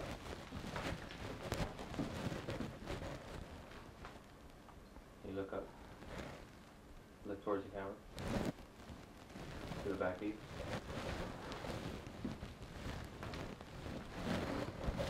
Give him a big Kogi smile. Richard, when he came out of jail the first time in prison, was it the first time or the last time? Oh, it was the second time because then Homeboys came in. Okay, so the first time he was in prison, he comes out about, I think, October 19th, December 27th, he goes right back. A year and a half later, he comes out. So, by the way, Richard doesn't even mess around. He's right to temporary work, goes to the East LA College, goes to GR just to make sure, you know, if whatever he's not making, everything takes care of. And then he was working this temp job. And in this temp job, they were, what I'm understanding, they had like these big, massive, like either sofa, just a big furniture, and they had to just move and move and move and move. And it was backbreaking. And at one time, he almost missed something, and, you know, it was just temporary work. So he was every day going over there, and then one day, and then he applied for East LA College. And I think he had some classes, and so he was going to do that full time and still do this so he can make money. And I'm trying to think if he came out from the bus. So we were right there by Beverly and Norwalk, and I had to put gas. So I meet you at Valero. So there we are at Valero, a gas station. And he's looking at me, and he's standing there, and he's like, Mom. And I'm like, what's wrong, Ricardo? I knew there was something's up with Richard. And he's just like standing there, and he's like, you know, Mom, I can't do this anymore. That was the first time, Louis, that I could actually say that I didn't even know what to say, because Richard has never, he's always he's up going, you know, he's keep going. I mean, you know, just a mover, just never stops. And he's standing there, and he's like, and even his shoulders were like down, and he's like, I can't do this anymore, Mom. He's like, I want to go to school, Mom. I can't concentrate. He's like, breaking me my back here, Mom, you know, trying to, you know, work. He's like, I don't have enough money for this, Mom. I don't have enough money for this. And looking at him so, and his eyes were watered, didn't cry, just sad, and I had nothing to say to him. And I just, in my mind's moving fast, like, Lord, help me say something to him. Lord, help me say something, anything, Lord. I was just doing that in my mind. And I'm looking, I said, Mijo. And then all that came out, and obviously it was God. I said, call your dad, Richard. Do me a favor, Mijo. Call your father right now. Just call him and see what he tells you. And I go, and that was kind of it. You know, I didn't, nothing more, nothing to add. It was nothing for me to say. There was not the moment, you know. And he's like, all right, Mom. So he leaves on the bus. We just met. He just wanted to meet me. Weird, just meet. So he takes off. I leave. And then about an hour later, the real Richard came out. Mom, I just talked to my dad. And you know what he told me? And I'm listening to this. Could have easily said that, but it wasn't the right time for me to be talking. It was just shut your mouth and let someone else say. So, and funny thing that I felt, I just want to say something. I know it's about Richard, but I felt for the first time, I think I even started becoming wiser. There was things that I couldn't do for Richard, and I had to accept that, you know, and I've always wanted to be in control. And in my control, I did what I wanted, not caring about anything else, my way. And it wasn't always that, you know. So Richard calls him and he says, Mom, my dad says to, actually, I worry about school right now. School's always going to be there, that I just got to get a job. And you know what? I'm going to go to Homeboys. Interesting about Homeboys, because he had gotten a call. He went down there, but they said to come back. I'm just going to go down there. I said, all right, mijo, so you feel better? He goes, yeah, I feel better, Mom. I said, you know, I was like, what are you going to do? And I didn't want, because he wanted to go back. Backtrack. He wanted to go back to jail. And don't go back. You know, what do you say? You know, the thing that you were trying to get out, just go back and just take it all because it's easier, you know. So yeah, that was a major turning point for Richard. I know it was for me. People go there with good intentions. Whatever they do on their own time is on their own time, you know. But I mean, their intentions is to really start a foundation, you know, and just that alone is good, you know. From the lifestyle that we came from, like fuck, you gotta start somewhere. Just cause you guys didn't, you know, just cause you guys just got handed everything or whatever the reason why you are where you're at. We didn't get, like, people actually had fucked up childhoods, and but now there's a process though, right? Besides that, there's a process. You gotta go through it's drug testing. It's the drug testing. Well, first, Father G, from my understanding, well, he has to just give you the blessing. Then from there on, you got to go to the drug testing. You got to pass the drug testing. From the drug testing is a pre-orientation. And after that, you got to go sit in front of the panel, which you guys have you discuss what you're going to do at Homeboys, what are your plans for the future. And after that, you know, if they decide to hire you and they see that your intentions are real, then after that, then you get hired. But it's not, but I guess they also follow through. Like, if you're saying, because they don't want to know about just okay, I just want to have a job. Like, what else? Like, you're at Homeboys for a reason. Like, you're going to have a job, and then what? Are you going to go to school? Are you going to be into film? What do you want to do? Like, whatever you want to pursue, they'll help you pursue. But you gotta, you know, go at it, you know, like, you go at it and pursue it, and if you're not doing it, then you didn't come with your half of the deal. So I mean, obviously this ain't the place for you if you don't want to help yourself. Oh, Richard, especially when it comes to stuff like that, you know, I'm an artist myself, so yeah, he would you know, tell me right away, Mom, I'm gonna go to this. I go, it's great, Ricardo, you know. I mean, I know I'm not those kind of parents like you said, you're gonna do that, you know. I don't do that. I don't know. Someone's excited about saying, you know, no, I wouldn't do that. So yeah, he told me about Central Casting and that he was just gonna go for an extra. He says, I go, how exciting, you know. So yeah, he did tell me he was gonna apply the whole thing, and Homeboys was gonna, you know, he can go down there. So that was exciting for him. But I do know that when Richard was there, I know that his whole world just like, whoa, what's this? You know, wow, you know, here you're on set, you know, and it was a world that he didn't know about. You know, and so just as an extra, but as my son is, you know, he always goes further than that, you know, and his mind just like, whew, you know, and so I know that when he came back, he says, Mom, I'm going to do this, you know, because I didn't understand at the time what it was. I mean, I knew it was an extra, but, you know, extras on, because you say that on TV, but I don't know what that is. I mean, I know now, you know, you get paid here, you know, whatever. So I didn't, so when they asked him to come back again, it was just to, you know, the person that he was, they wanted him there. Yeah, that was that was cool. Filming didn't happen till I paroled this time though. But I gotta give the credit. It came from Homeboy Industries, you know, where that's my present job, you know, where I've been working since I paroled, you know, which I honestly feel is my foundation, you know, from staying out so long from you know, but especially from making that transition to film. So Homeboys had a thing going on with extras, okay, because as you see, as you always seen, you know, Hollywood loves the image of the thugs, the gang members, the mafiosos, you know, and they try to snatch that image, you know. So what better place to get the image of a gang member than Homeboy Industries?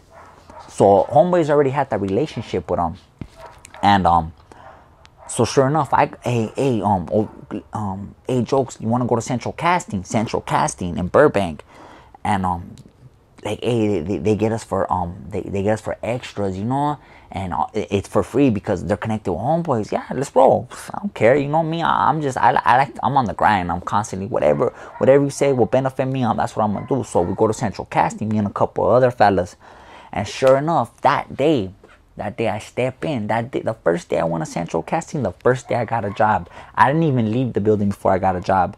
Bam, because I'm taking my pictures. I fill it out. I'm taking my pictures. But see, and right when I'm done taking my pictures, one of the agents comes out like, "Hey, you want to work? You want to work tomorrow?" And I was like, "Yeah." And it was for CSI Miami. I was supposed to be a Puerto Rican. They needed Puerto Rican thugs, but I have a fade. You know, I look like a gangster, but I mean, I could go any way. You know, I look raza. So it was for a Puerto Rican thug, and yeah, that first day, and that's what kicked it off. And then from there, it was NCIS, New York CSI, Cold Case, and they were calling. Central Casting was calling in, and then yeah, that's how it all started right there. Well, I just know Richard. The thing with Richard, he doesn't just like, if he likes something, whatever it is, like in school, an example. I'm gonna go to East LA. I'm gonna get into Chicano studies. I'm gonna do. I already know Richard's just gonna go. What he's gonna do, he's just gonna go and just. So I knew that this was like, you could see it in his eyes. His eyes were just like, you know, Mom, you know, and this, and I go in, and you know, I'm gonna keep trying, you know, for the extras. I'm gonna keep back, you know. So that's exactly, they liked his look, you know, the tattoos, and that was cool. That's what did a lot for Richard. And then, you know, good looking young man that my son is, you know. So, and he's got that charisma. He's got that thing going on. All that, and then with all that, he still's got that.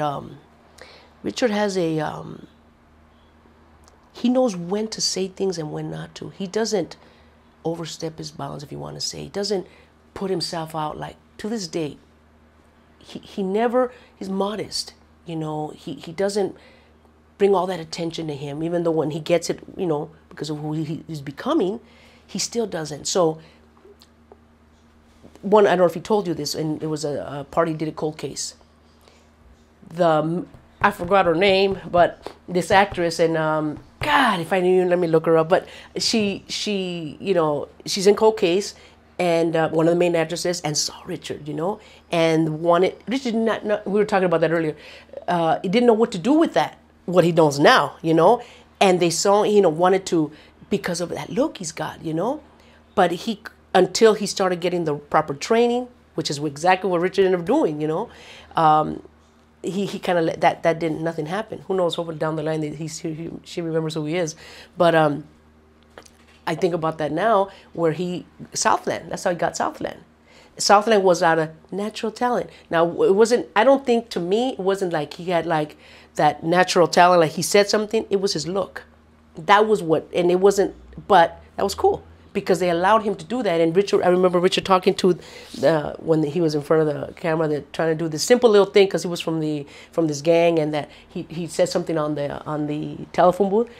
He was so nervous, you know. If you know what my son was telling me at that time, when he, you know, he eventually did it, right? And if you see that take of what they did on him to where he is now, you're like, that director, I think it was the director, sees him now, they're like, man, Richard, because as soon as that was over, he goes, Mom, how much is natural talent going to take me? I said, yep. He goes, I got to go to school. So there we were, trying to figure out what school's the best. And, you know, Mom, and I go, okay. That's why he says, Mom, there I am. You know, I'm a research person. You tell me something, I'm going to look that shit up. I'm going to look it all over. I can think on even that. Damn, I got to check this out.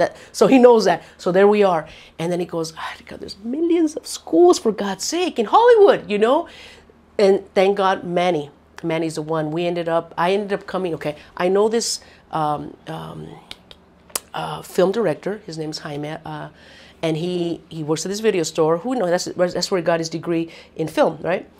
We've been friends forever. So I'm at this video store, and he's like, you know, when I see him normal, he goes, Lourdes, he goes, there's Rudy Carvajal, you know, he's his friend, who's a film director, has his film going on. It's called The Spanish Fly, right? And he goes, and this lady who tried out for this part, you know, she didn't turn out. He says, but I know you can do this. And I'm like, moi? You know, I'm like, no.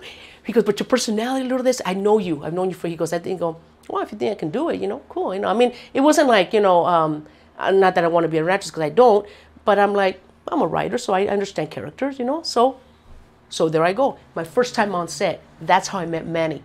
Small world. So here we are, you know, we do our thing, whatever. So Jaime's like, you know, says, Lord, this is Manny. This is Richard's mom, you know? And then that whole thing comes, he goes, I know Richard. He's from Suspect Entertainment, right? Manny Jimenez. So with all that, it's like how life is. So how did we get where Richard ended up going to the New York Film Academy out of a million other schools? Was that I told Manny, I would love you to meet my boy. We're trying to find, a school, that kind of stuff. And he's like, oh, now he doesn't know Richard. He goes, we set it up. It was him and I always like texting and then calling. And we ended up meeting at Denny's right here by where Twin Towers is, Denny's, where it used to be. Not Denny's there anymore, well, at that time. So there we meet. And, Richard's like, God, excited. I'm excited. He's excited. And that whole time, interesting how life is, Manny was doing it on a favor for me, him not knowing me, because I reminded him of his mother who had passed away. That all she tried to do for him, and how life is, because otherwise Manny probably wouldn't have met Richard, you know what I mean, or set that up. And because of that moment, Richard will never forget, and I won't forget, when he says, you are an empire. That didn't take effect till maybe 6 months later, those words. When he heard it, wow, okay. And Richard was like, wow, okay. But he's the one that said, at first he was going to set them up together. Let's do this together. But then he kind of backed up because some stuff was going on with Manny. Cool. But it wasn't meant for that. It was meant for him to give us the New York Film Academy. And he says, I recommend this school. That's where Richard went. 6-week course, $600. We're like, let's take it out of our pockets, because it was $600 for 6 weeks, So it's like, we got to figure this out. So Richard started, and that's when he got into scene study. And then that whole thing came up with A Better Life, Jamie, and yeah, so how life is.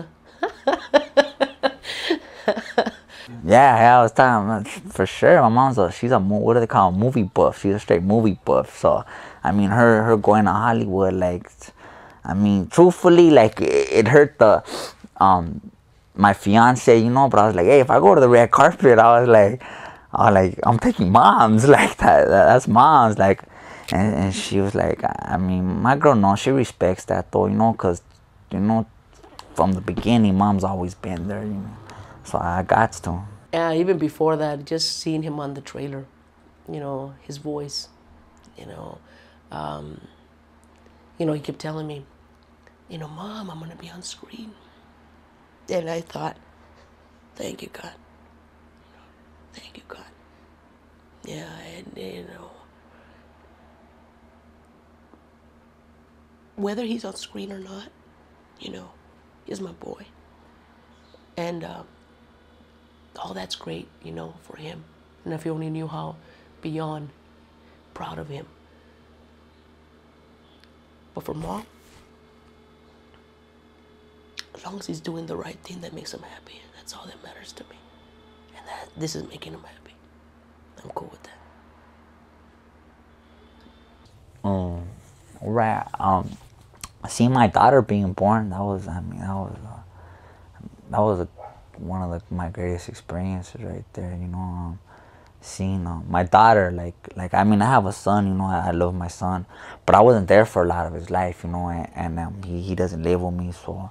I mean, but seeing my daughter being born, and then seeing her grow up, and like just thinking back to that day, that I was there in the room, I cut her umbilical cord, and just seeing just seeing how good life is, like it's a trip, but I mean, yeah, that was probably one of the greatest days of my life.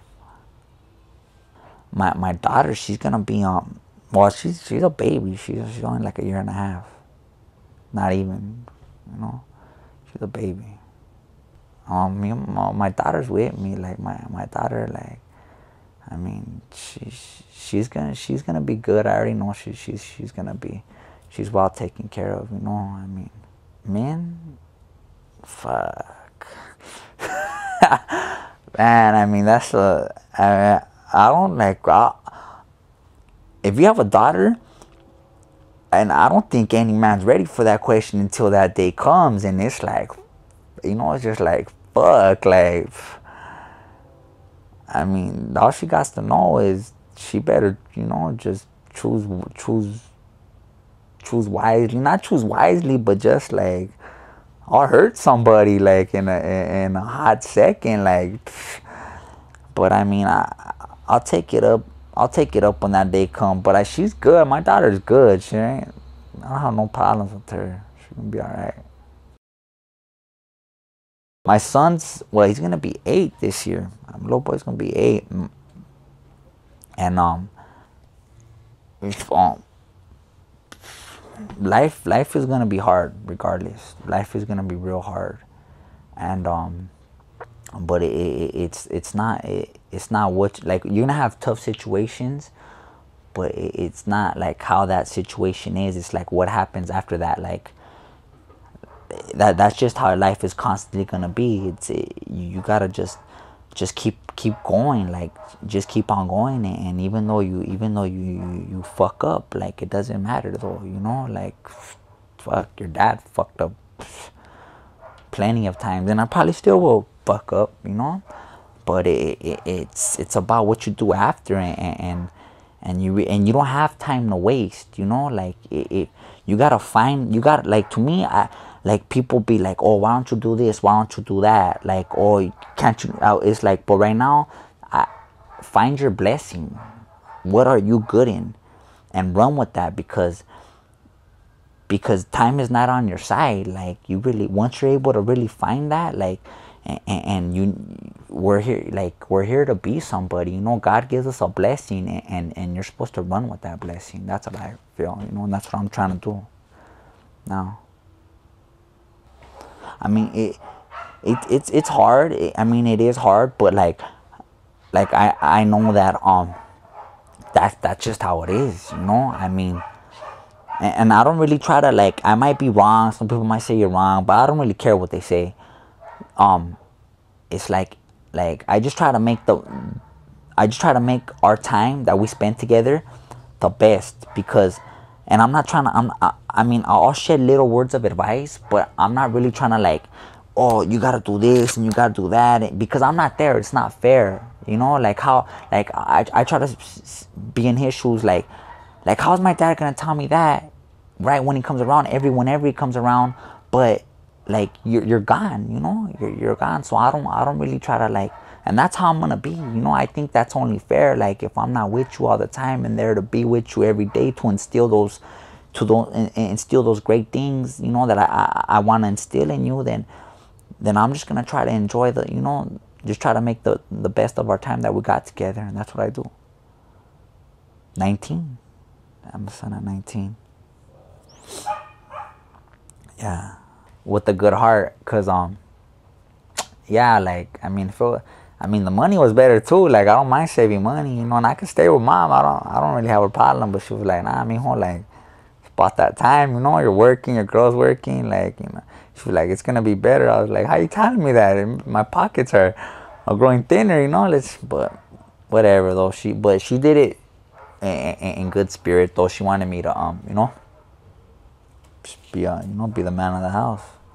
Yeah, hell yeah, I do. Hell yeah. I mean, this is not, I don't really live in a home, but I mean, this is like the home atmosphere, you know. And I mean, like, buying a home, hell yeah. I could see myself doing that with my fiance, and it's good for the kids, you know. Yeah, getting married, yeah. Be a married man in a couple months. I mean, to me, truthfully, you know, it's kind of for her, you know. I mean, like, I know what I do. I know what type of man I am, you know. I know what my intentions are for the family, you know. So truthfully, like, being married, like, what is it gonna change? Like, it doesn't really matter. It doesn't matter what that paper says. It matters what how you do, you know, when you're at the house, at home. So I mean, it's kind of for her, you know. Not like that, but like, we're having a big wedding, so a big wedding ain't for me. Damn flowers ain't for me.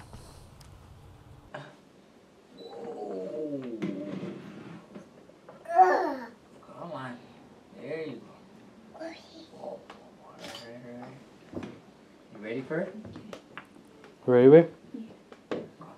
Which one you want to move out of it? You ready for it? I don't remember his first tattoo, but I do remember when he put over his heart my full name, Maria de Lourdes. And he was like excited. He goes, Mom, look at that. I'm like, this is how much I love you. How do you tell your son, you're like, you didn't have to do that? First, appreciate, you know, think, you know, let's think positive. And I'm thinking, oh my God, in my mind, I'm back here doing this whole, 4th of July, but then you're trying to be like, hey, and I love tattoos. They're beautiful. It was beautifully put, nice, the words. I love my name, Maria de Lourdes. And then I go, after that, I said, you didn't have to do that, mijo. I believe you, trying to think, his first tattoo. I don't remember his first tattoo, but I do remember when he got that piercing. That thing, they just stabbed him, it stabbed my heart and I was there. What kind of mother, like, Mom, and I'm like, oh, I think 16 years old or 17, and they just stabbed him, and I remember that, how funny, but I don't remember his first tattoo. I do remember that one back here. That one about just took me apart. That just like, how can you, God, how much, is that even, it makes me angry about the number or what it stands for. It makes me mad, the influence that the gangs do for you, that they allow. Because us parents that mess up, give that to them, that's why. And that makes me mad. Makes me mad. Not really them. It's not even their fault. Sometimes you look back, where does it originate from, So that's where I remember that number. I'm not even going to say it. So, yeah, he's got some really beautiful things going on. First, I love tattoos. I do I have a tattoo? No. Was I once? I thought about it, but I was afraid of the pain. So I never got one. I love art, and with Richard, he's got some beautiful things going on. There's some dark stuff going on too, but I'm also dark. I'm into the whole scary gothic, if you want to say. So it's just beautifully put and placed in the right places. The only thing I had told Richard before he started with the neck was keep it from here down. That's the only thing that I just said, Ricardo. So when he got, I don't remember when, right here, I was like, Ricardo, I didn't even look at the art anymore. I didn't even look if it was beautiful or not. It just bothered me that it was here because I knew he was going to be judged. As it is, they're judging, But then as time, it's like, it's my son, then everything else came on. Then he has my granddaughter Bella right here, up here. I mean, it's from here down. I'm all right, because it's here, Ricardo, who Ricardo is. And if that's what makes him happy, you know what? I'm all right, hell with others, Who's to say, I mean, yeah, I'm his mother, and there's certain things that I really did not want because I protect him. I don't want him to look at him, but Ricardo can take care of himself. He takes care of himself, and that boy can express himself. He can cuss at you without cussing, tell you shove it up your ass without saying that. And that's what I love about him, the way he speaks, the way he expresses himself, and I can almost guarantee you, most of the time, whoever has something negative, he turns it to a positive. Because he's so damn smart, that boy. He does it to me. He does it to me. I'm branching off, but I'm branching off for a good thing. So I'll be expecting, good stuff coming. Yeah, I ain't going nowhere, especially up in this movie industry. The homies stay up, regardless, I'm here. Ain't nothing changed, where my heart's at. And to all my homies, resting in peace, doing all day, much love and respect. I'm all right with that. That's your opinion, and I respect that. I don't feel he's a mama's boy. Yeah, his mama has his back, but I feel, and if I'm wrong, then maybe I need advice, and it's my option to accept it because I'm open to things if I'm doing too much for him. But those that think that he's a mama's boy, the reason why I feel he's not is because I let him be a man. He does his things, and it was hard for me to separate 2.5 years ago from Richard. But I had to separate myself and get on my own because Richard got out of jail. If being a mama's boy to some people says to let him swim, either drown or not, ain't no fucking way I'm gonna do that. Not to my son. And if that makes somebody else happy and you do that to your child, then I pray to God that nothing happens. But I will not let my son drown. And I think that I'm wise enough and intelligent enough to know the difference of a mama's boy or not, you know. And if I don't, then God will let me know. God's going to put somebody in my life that's going to say, hey, I need to talk to you. But those that are saying that, I'll tell you one thing. If you have something to tell me in a nice way. Because if you tell me in a way that tells me that you're trying to come on me, I ain't going to listen to shit. Tell you straight up. Because you know what?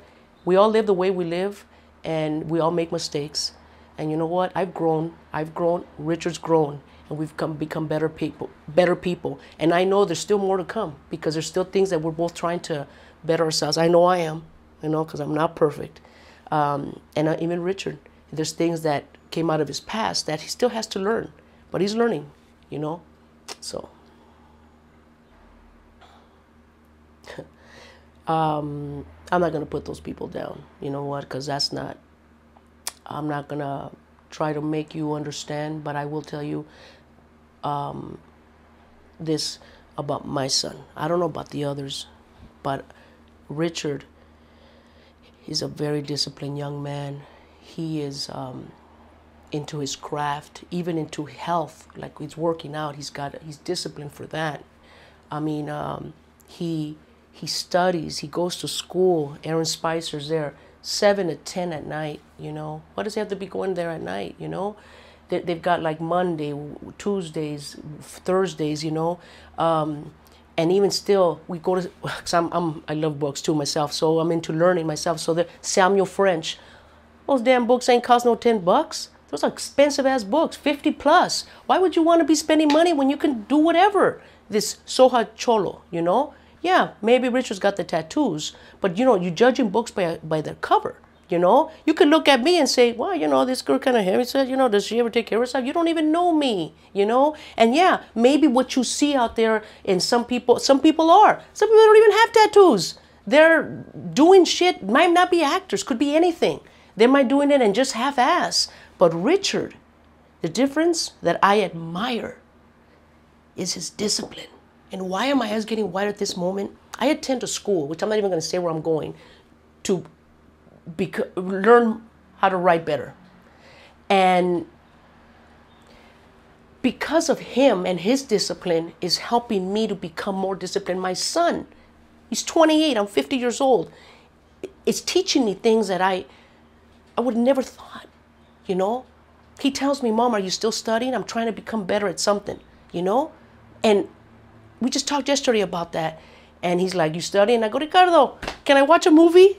But he's right, and we laugh about it, but he's like, all right, Mom, he'll back off, but he'll be on me again because he loves me, and he knows me. He knows where my potential is. He knows what I could have, should have done, you know? And, you know, these books back there, you see the library I got on the other side, you know? I mean, reading, writing, I mean, and have I done nothing with it? No, I haven't. But this young man who is a cholo with tattoos, you know, you're seeing him on screen. You saw him at Better Life. Okay, that cholo, whatever. You they have no talent. All right. Southland. Okay, he cried. He did that. No talent. All right. You watch him later. You're going to watch. He's out of that box, out of this, you know, cholo thing.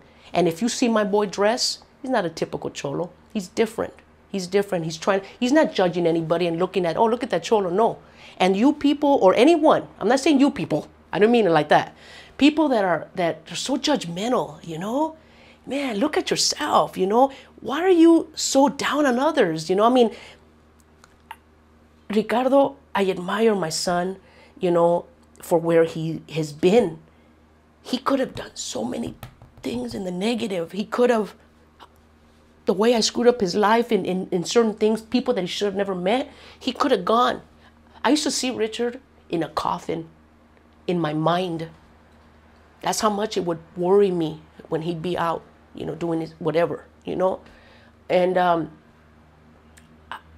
I can tell you is that when he was a little boy, and I say little, when he was intermediate, this teacher, Richard had this theater class, and here in off of what was it called, Eastmont Intermediate, and they told me, you know, Richard, whatever he does in life, he's either going to be all good or all bad. And when Richard was bad, that's exactly what he did. But right now, Richard he's flying. And let me tell you, he's not even flying because because he's a cholo and he's got that look. No, you think Hollywood is going to look, and if this is what people are saying about anyone that, like, say with Richard, you know, he has some half-ass parts, you know.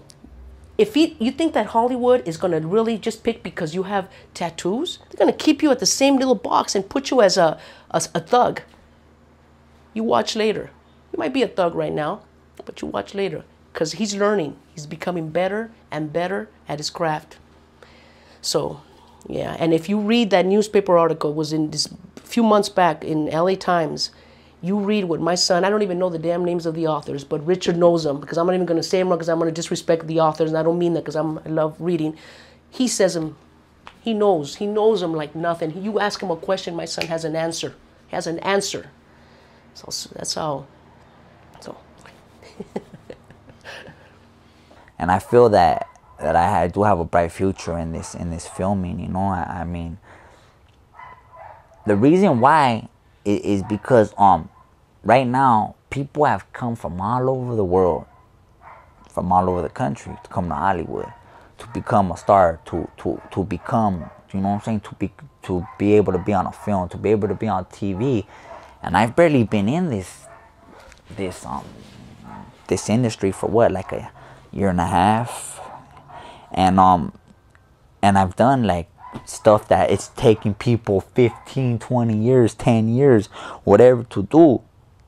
So I don't just take that as a coincidence, you know. There's something out here for me, you know, and I have talking roles, you know, and that's big, you know, whether you want to accept it or you don't. I know, you know, I know what people try to do, and I know what I'm doing, and it's big in Hollywood. And yeah, like, and you know, they always want the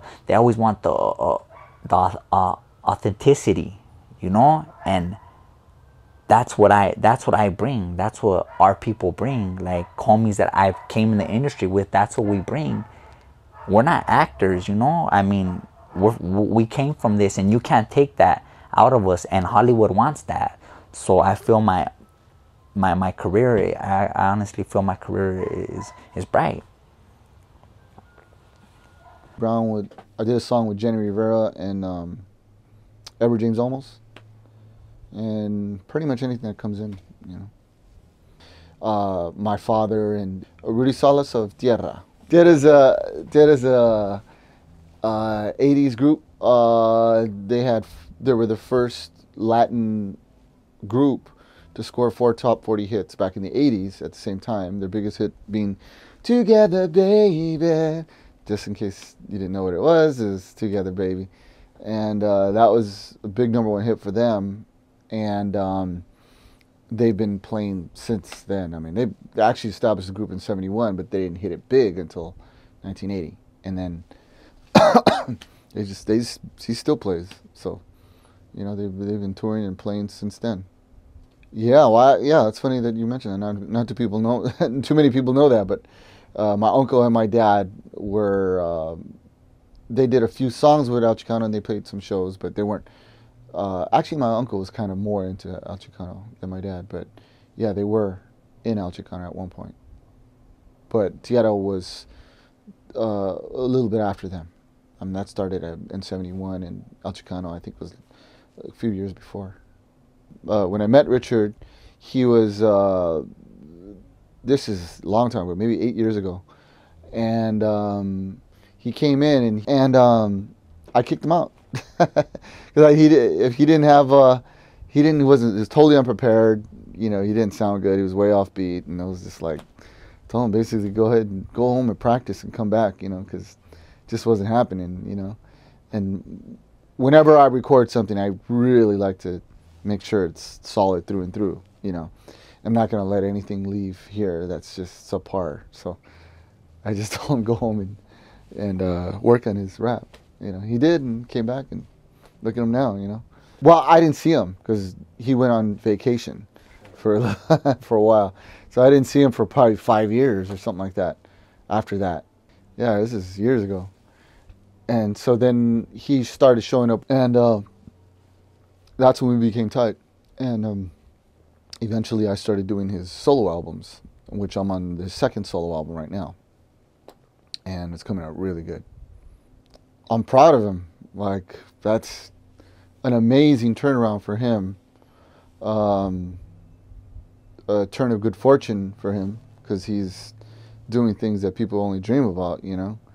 And as a person, he's changed. You know, his outlook on life is super positive. He's motivated, ambitious, and trying to, you know, get to the point where I believe he's gonna have some stardom. You know, if he doesn't already, you know. And he's working. He just told me actually today that he's working with The Rock in a new movie. So I was like, wow. It's just every time I see him, it's like there's something getting better and better and better. So, and he's working hard at his craft, which is really, really good. You know, 'cause to get to a point where you're considered a professional and then, you know, a cut above the rest, you gotta just grind and do everything you can. And I see him doing that with his acting. Doesn't really make sense to me. Like, I don't really know what to do. Like, give me some. Just dance to it, like bobble your head to it. Feel the beat. He's gonna. Yeah, my joint right there. All right. Cool. That's edgy. Keep doing it, Rich. Behind the scenes extra. There's not much I could do.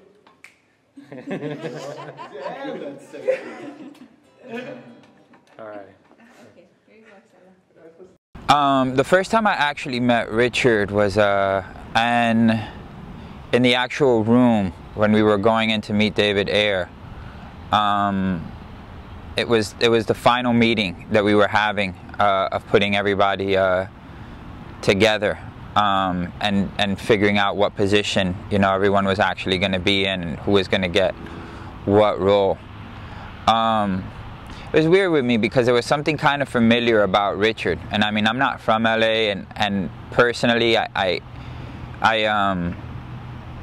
not 100% sure if I knew Richard or not, but sometimes you're familiar with just seeing people in rooms and stuff, and so just a visual kind of camaraderie develops of, you know, everybody kind of going in for the same thing, going after the same dream and sharing it. A weird kind of brotherhood develops, and I think I knew Richard from that. So we just, you know, when we saw each other, I said what's up to him and he said what's up to me, and it was all really cordial and nice. It's kind of cool. My character is Big Evil in the movie. He's you know, for me, there's a disenfranchisement that happens with people that are raised, that come from certain backgrounds. I certainly did in Miami, come from a certain background where we weren't the in class, you know what I mean? We were always the fringe characters in everybody else's kind of movie, which is the story of our lives. I think that you know, unions, brotherhoods are formed in that kind of situation where people have to kind of stick together in order to have their own dreams fulfilled. And for me, like, the film was a lot about that from our perspective, you know what I mean? The way that people kind of unite. Gangs is such a loose term for a brotherhood, you know what I mean? You don't feel that you kind of fit in anywhere else, and the only place that you actually feel love and acceptance is through a group of like-minded individuals that kind of share the same vision as you do. You know, what's funny about Richard is that and it's been the same with a lot of people that I've met, Richard has a good heart. And a lot of people that I met have a great heart. They're just caught up in really challenging circumstances that are very hard to escape. I think one of the best things that Richard did was, for me, was be big enough to be vulnerable. Because anybody can be hard and anybody can put up a defense, but when you have such a tough looking exterior and then you have the courage to show your vulnerability, I think you really allow a light to shine where other people can relate to you through, you know what I mean? And I think in Richard's case it was It was a putting down of defenses. You know, I think when we first met each other, we kind of looked at each other and we sized each other up. And then beyond that, you know, I made myself vulnerable to him, and it made it okay for him to make himself vulnerable to me. And I think he was ultimately looking for that, for a place to be able to be vulnerable. I think that having to carry that package around for the rest of your life or for your entire life, it just gets too heavy and too draining, and there's a world of tears that are locked up inside of you that never get expressed, and they kind of come out in a different way that isn't always positive and doesn't always lead to like healing, you know? You know, everybody believes something different, and everybody's entitled to believe what they believe. I personally believe that everything happens for a reason. I think that every era and every situation normally has a shepherd that brings it into this new light. Richard did go through the things that he went through and moved over into the things that he does so that he could possibly be a shepherd for other people and show them that there's a different way of being and a different way of thinking. Just because you come out of a certain circumstance doesn't define who you are for the rest of your life. I think Richard is a case in point in that. Richard really, despite of all the hardships that he went through and despite all the challenges that he had to face in his life, he was able to make a choice to do something different. And I think that when you do that and you're able to open up and make a choice like that, you make it okay for other people to do that. And there are always going to be people who are always going to look at something that someone else is doing and criticize them. But rather than criticizing them, what they should do is challenge themselves to do something that's outside of the parameters of the things that they're used to and see what comes of it. Because if you want a different result in life, you can't do the same things over and over. And I think that Richard is a really good example of that. Challenge yourself. Challenge yourself. You don't have to wait till life challenges you. Make a challenge for yourself in a safe environment. And you don't have to hit 100%. Right from the top, but you know, in a safe environment, go to 20%, you know, and then come back to your normal, and then the next time go for 30%, and like work your way out. Like, we are all products of our parents. We're all products of our past, and we're all part of our collaborative past. And the only way that you heal the past, you can't go back in time and change the past, but when you start working on the present and you heal the present, that present leads into the future, and that's as close as anyone ever gets to moving back in time to healing or changing the past. So when you challenge yourself to do something different, and that something different comes out and you become a product of that, then you make it okay for your parents. Our parents did the best that they could. Their parents did the best that they could with them. And now it's up to us to carry the torch one step further. And how much we heal the past depends on how far in our generation we're willing to carry the torch forward. And I think that the more you challenge yourself, the more healing you create, and the more you heal your parents, the more you heal your grandparents, the more you make everything that they did exactly right because it led you to the point where you are to be able to make a profound change in your life and possibly in somebody else's life. Good job. Keep going. I've said that to Richard many times. I've told Richard that, you know, he's an example of the way that things could be. Things aren't defined in one certain way. That's the paradox that we all fall into, is that we think that this is how it is, this is how I look, this is where I come from, this is how it is. The great changes and the great people that have changed worlds and lives and perceptions and people have traveled outside of those boxes. Richard is doing that right now. Richard becomes a beacon for other people who wants to follow that. There has to be somebody there before for you to know that that's a safe place to travel. That's a challenge, but the bigger challenge is to be the person that makes that path, that treads that new path. And you know, Richard isn't the first person to have challenged himself like that. You can look back to many other people in our parents' generations that did the same thing. But as more people start to walk it, that path doesn't seem so strange and so obscure anymore. It just becomes another path, another neurological pathway in your brain that you can follow to being a person that you want to become, to hopefully healing. You know, anyone who feels a calling or a desire to do something that goes beyond their comfortable zone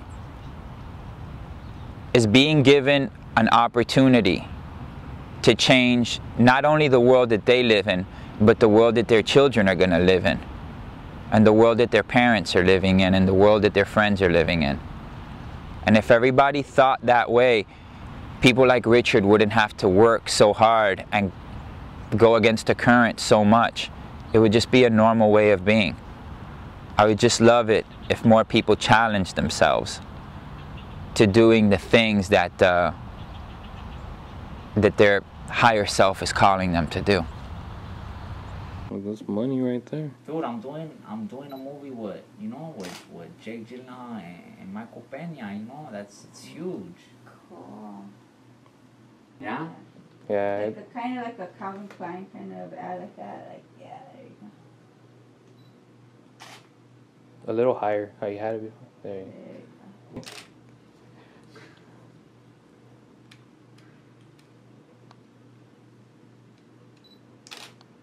Okay, so my connection with the world of Mexican Americans is that my grandma came from Mexico when she was 17 years old to be an actress, actually, in silent pictures. Her name is Lupita Tovar, and she was known as La Novia de Mexico. So in spite of the fact that I look like a white boy, you know, I have a Mexican background. I've always felt very connected there. But even if I didn't have that, you know, my father was a Jewish immigrant from Germany.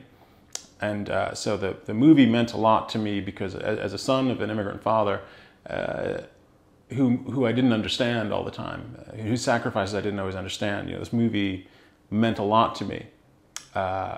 And as someone who lives in Los Angeles, I'm really grateful to the contribution of Mexican Americans and also Mexican immigrants, whether documented or undocumented, who make everybody's lives easier, who make this city work and this country work. So that's why I was invested in the movie. So when I was doing A Better Life, I approached Father Boyle to get to know East Los Angeles a bit better, and also to get a little more familiar with the issue of gangs in East Los Angeles. And we were casting the parts of gang members in the movie, and went through kind of the usual channels, which is to say, you know, actors came in and auditioned in the normal kind of way, but I got the sense that we were seeing actors who were playing versions of gangsters from movies. And in some cases, it was people who'd done this kind of part over and over again and didn't really feel right. So we decided to kind of take a chance, and I spoke to Hector Verdugo and to Father Boyle at Homeboys, and we just thought maybe on the off chance we could see some of the guys who were going through the program at Homeboy Industries about whether they might be right for these parts. So that's how I met Richard. And I mean, you could tell kind of from the moment he walked into the room that this guy was somebody you wanted to watch on film, that he was an actor. There was a kind of a natural, magnetic quality to him. And needless to say, he kind of knew the life. So you felt on screen instantly this is somebody who knew what he was talking about. It felt really authentic. Of course, you know, that's not a world that I'm really familiar with. So when you cast a part like that, if it's somebody who knows that that mindset, that world, you feel a lot better about trusting somebody to play that part. And I felt with Richard, you know, we were able to talk through how the character would say things and where he was coming from. And so I felt a lot more assured about how realistic the character was going to be. Yeah. Well, I mean, I guess if I thought about it conceptually beforehand, I might think like, you know, what's going to happen with a guy who's, you know, been in jail and who hasn't done a lot of acting in front of a camera before. But actually, the thing is, and one of the great things about Homeboy Industries is that once you meet people sort of face to face, you're just dealing with another human being. And the preconceptions that you have about what they're going to be like as a person, based upon what you've heard in the media about gang members, or about crime, or about East Los Angeles, that all kind of falls away. And you're in a different kind of relationship, which is a director and an actor and trying to get them to give you a terrific performance. And then it's the same as with any other actor. It's like, you know, have they thought about this part? Well, yeah, Richard had. You know, are they able to convey the emotions of the character?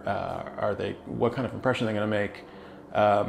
And that all worked out perfectly for me. And you know, I'm friends with Richard, and you know, I went to a baseball game a while ago. I've been to see him perform on stage, and whatever sort of notions I had about what he might be like were totally transformed.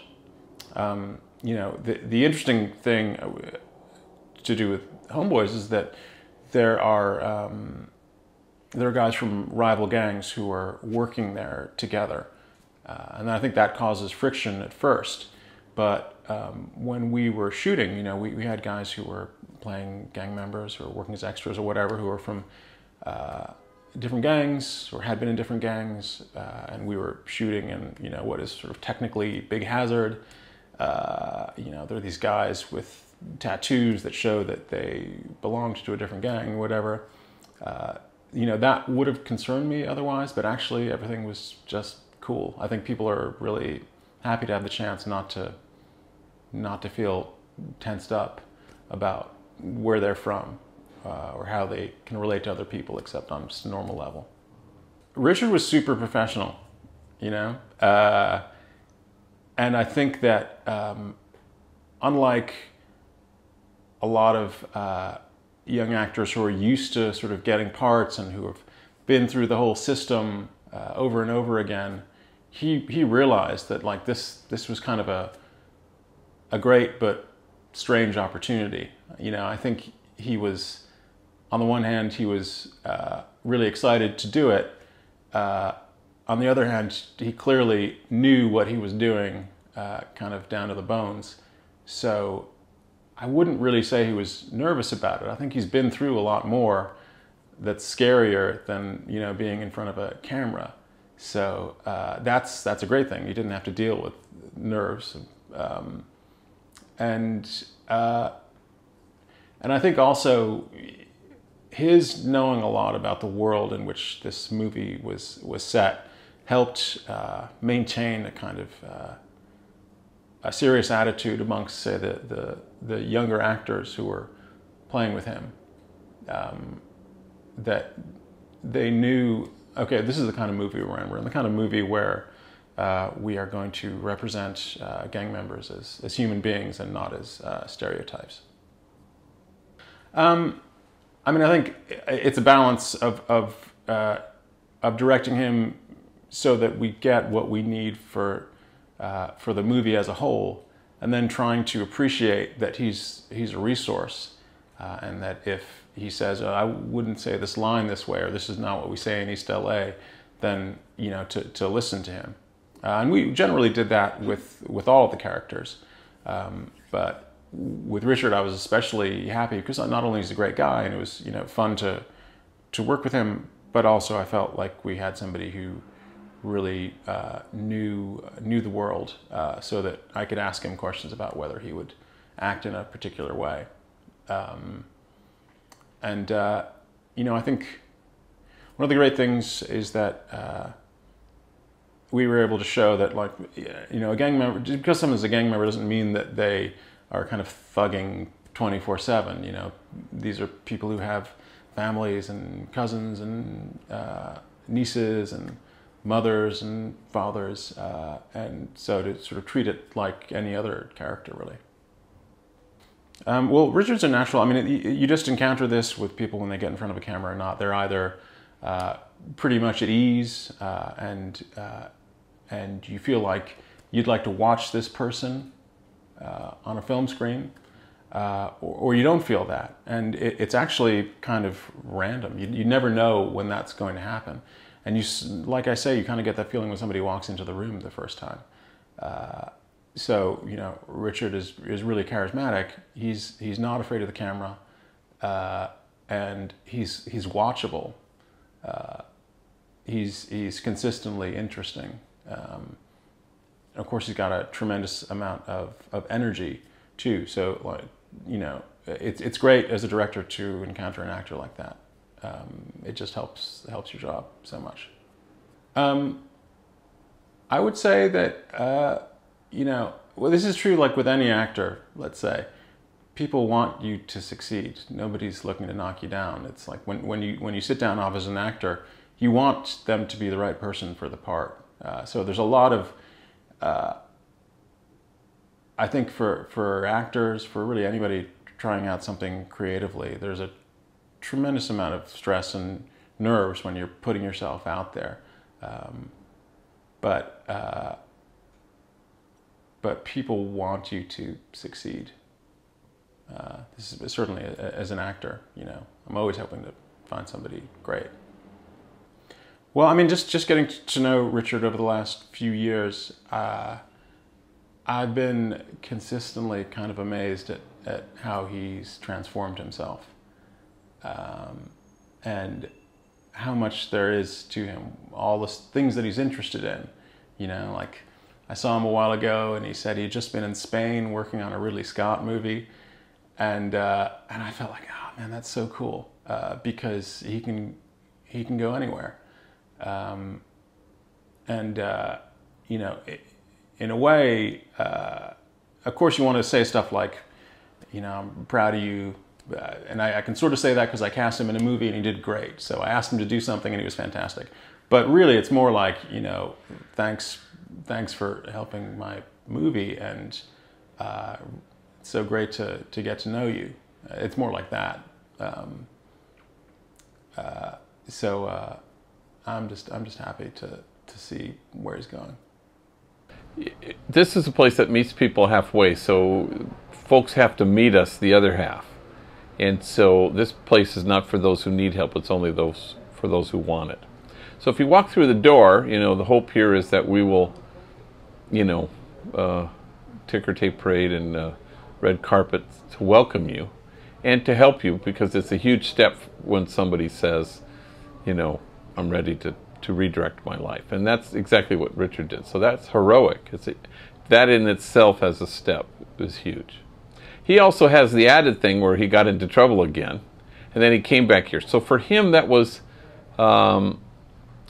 significant, because it indicated that this place is a real community of no matter whatness.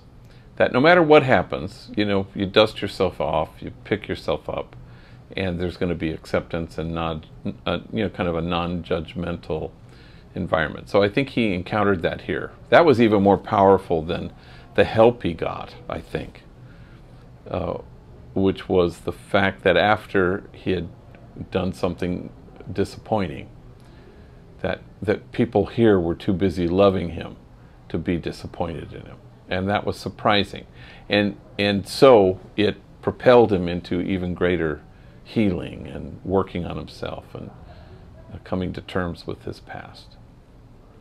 Well, that's hard, but that's kind of an obstacle for any actor, you know, to be pigeonholed and stereotyped and you'll only get these roles. You know, he's going to have to work against that. You know, you don't blame the industry, because if they're looking for a convincing gang member, they're going to go to a convincing gang member, probably. But, you know, he's got chops, as we say, you know. So I remember once, I hadn't ever watched the show too much, but oh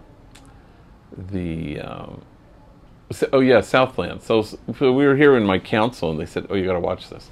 So on the computer, they brought up this scene where he's in a hole. He was forced to dig his own grave by this cop who was holding a gun on him.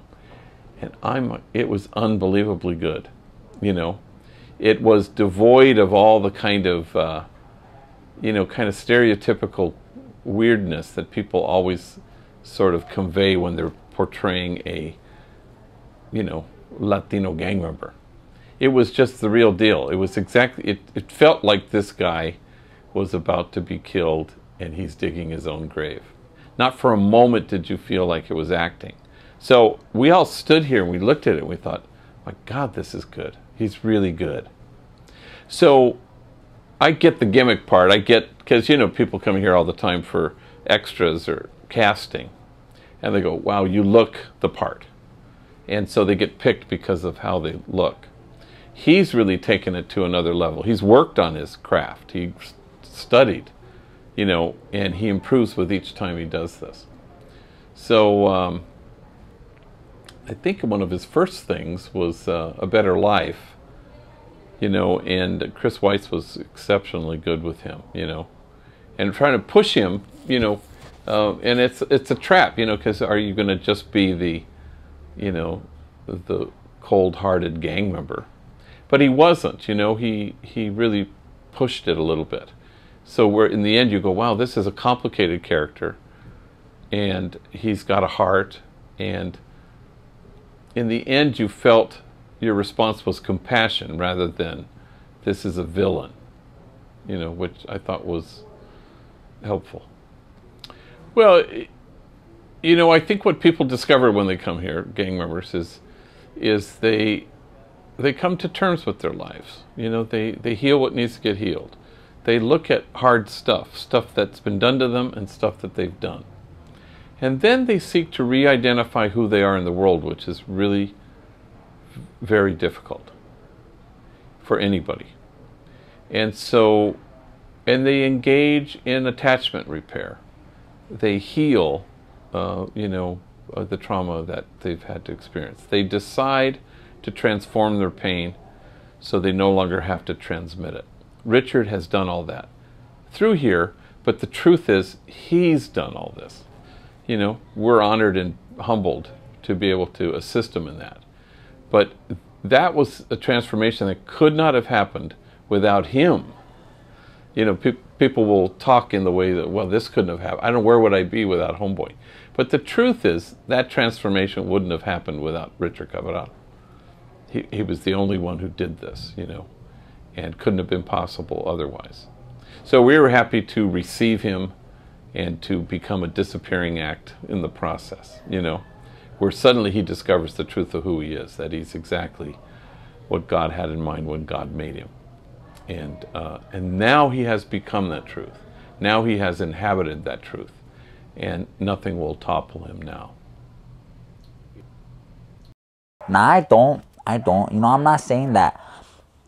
I mean, I really don't. Like, the only way I will be put in that position is if something happens to my family. If something was to happen to my family, that's how I would be put in that position, you know. And my little girl, my immediate family, like, I'm not afraid of going and handle what needs to be handled. But I mean, as far as all the dumb shit, that's it. I ain't gonna get caught up for no stupid shit.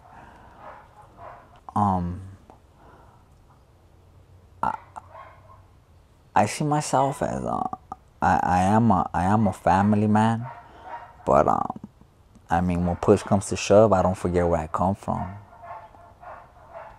That's, you know, I mean, people could take it however they want, you know, but like, I make my I don't really trip on that. I don't think too much on it, you know, and I don't let anybody else's judgment affect me. Like, I don't, you know, with all due respect, I don't really give a fuck what you think. I really don't. Like, so I'm comfortable with that. It was like I was doing so good, but it all came to a stop. It was like my last 3 months on parole, and I was living at a new place. And my one of my friends, you know, one of my best friends, he was right there. He was helping me move, and the parole did a sweep like around 5 in the morning. I have been out already like 2 years, so they came in, they tried to find guns, you know, the whole works, guns, drugs, all that, thinking that I was still messing around. they didn't find nothing, but they said that my friend Art was a gang member, so they tried to take me in. So I ended up getting out, but I had to stay 30 days in the county jail. So that kind of put a little damper on my whole program right there. And but it was kind of like a snap back to reality, you could say. I mean, that's the world that I was living in, you know. I mean, that was reality at its finest right there, and I never really forget it, you know, because I mean, everything out here, you know, in a flash, it could all be gone, and I could be back in the system. But I mean, so that happened, and right after that, I ended up filming a movie called A Better Life. It was originally called The Gardener, but it got changed within after they had filmed it. So they ended up, you could say, beefing up my scene, and so I got a character throughout the movie, and yeah, it's pretty good. It's director Chris Weitz. He directed New Moon, which was the one after Twilight, and it's coming out this year actually, and I'm really happy to be part of it, because it's not like your normal East LA gang movie that our people are most of the time like we're cast as, you know. They said in the 90s we were cast as either maids or you were cast as a gangster. That was the only thing that our culture really was cast as. And this one, it's more about our culture, about the family, and about the struggles that our people go through these days. And it's a movie that you could take your mom, your aunt, and a lot of it's done in Spanish, so you know there's a lot of subtitles, and I'm just, you know, if it would have been like any other movie, like if it would have been a gangster movie or this movie about our people, I would have like hands down just been involved with this. And so yeah, it's gonna be really good, and I really think this is a stamp in Hollywood, you know, as for our people coming out. And so yeah, I mean that's coming out. And what else did I work on? I worked on I did Rampart, director Oren Moverman, starring Ice Cube and Woody Harrelson. So that was pretty cool, being on a scene with Woody Harrelson. He's a legend, you know. And that was filmed in December. What else did I do? Southland, I co-starred this year on Southland. I was on 4 episodes, 4, 7, 8 in the season finale. Yeah, and that was also something great in my career. It put me on, like, I got an official co-star role. So and yeah, and I just been really like focused on my acting, on the craft, on me really like getting involved in this. I've been going to school for like a little over a year. I'm really taking it seriously, really scene study, really doing my monologues, really doing my work as an actor. Behind every actor is a great coach, and that's just what it is. And I recognize that, and that's what I'm really trying to I'm trying, like, of course, you know, I'm stereotyped as the gangster. That's all the parts that I get, but I want to be more than that. You know, I really want people to see past the tattoos, see past that demeanor that got me involved, and just become a great actor. And so that's what I'm doing. I'm just moving. I just finished doing a low budget film. Well, I mean, a film doesn't matter what type of budget it is, but so I was doing I just finished doing an independent film. It was called Duke. So yeah, I mean, and that's pretty much it. And I just booked Sons of Anarchy, so I'll be doing that this coming up week. And yeah, so it's been pretty busy, you could say. So Southland, I have been you know, I've been working on it for the last 3 seasons.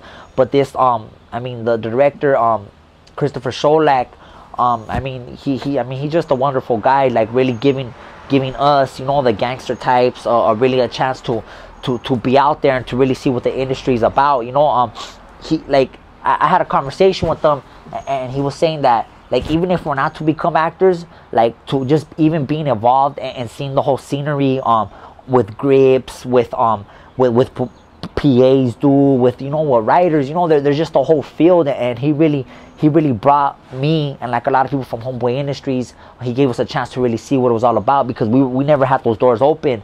And but like, I've been doing my work, so he gave me the opportunity. Him and casting director John Levy, they did ER. Chris Chris Sholak did ER, and John Levy was the casting director. They gave me a chance to really really put myself out there as an actor, and yeah, it was just it was pretty much a wonderful thing, and yeah, I was really blessed to be able to get that opportunity. So right now, like I said, I've been going to school for like the last year, and it's really well, just to put, I mean, the person that really helped me out, her name's Jamie Gertz. She's an actress, you know. She's a real big actress in Hollywood, but she branched out to producing.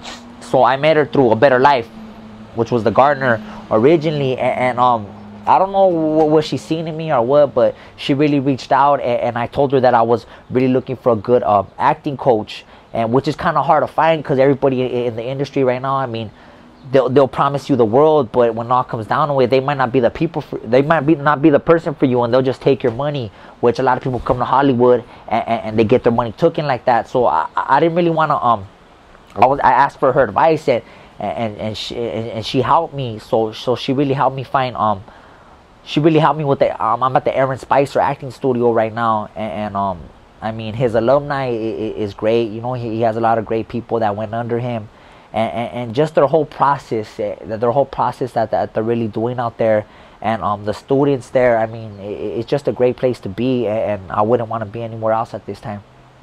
I mean, like, yeah, it's been a busy year. I'm also getting married this year, so I mean, I'm looking forward to that. Flying out to New York. Got off parole, so it's my first chance to really, you know, to really go anywhere. I mean, I haven't been able to go anywhere since I was like 13 years old. I've been on probation, so I'm 27.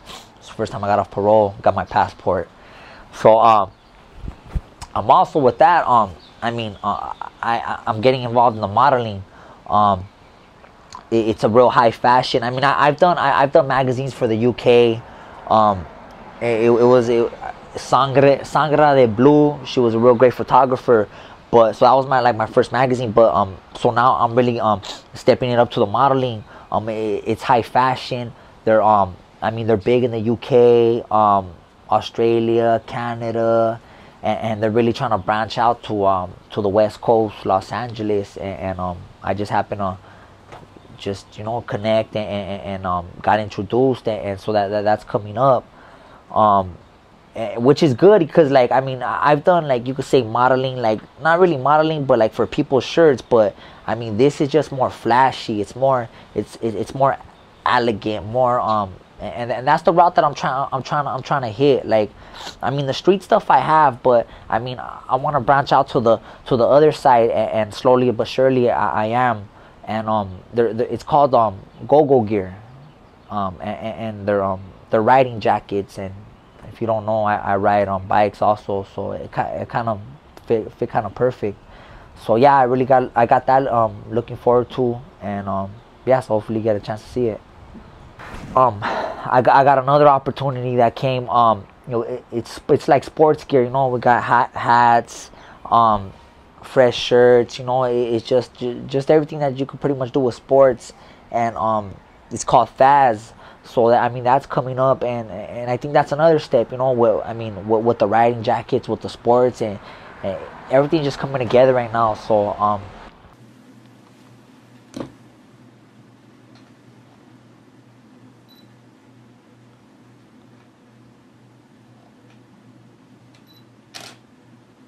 How's the doc? It's good. Yeah? Yeah. You've been working on it? Yeah. Chopping on what I got. Look athletic, okay? It's been a big year, and it looks like the year's gonna continue to have a lot in store for me. So I mean, I'm getting married, which is which is good. I mean,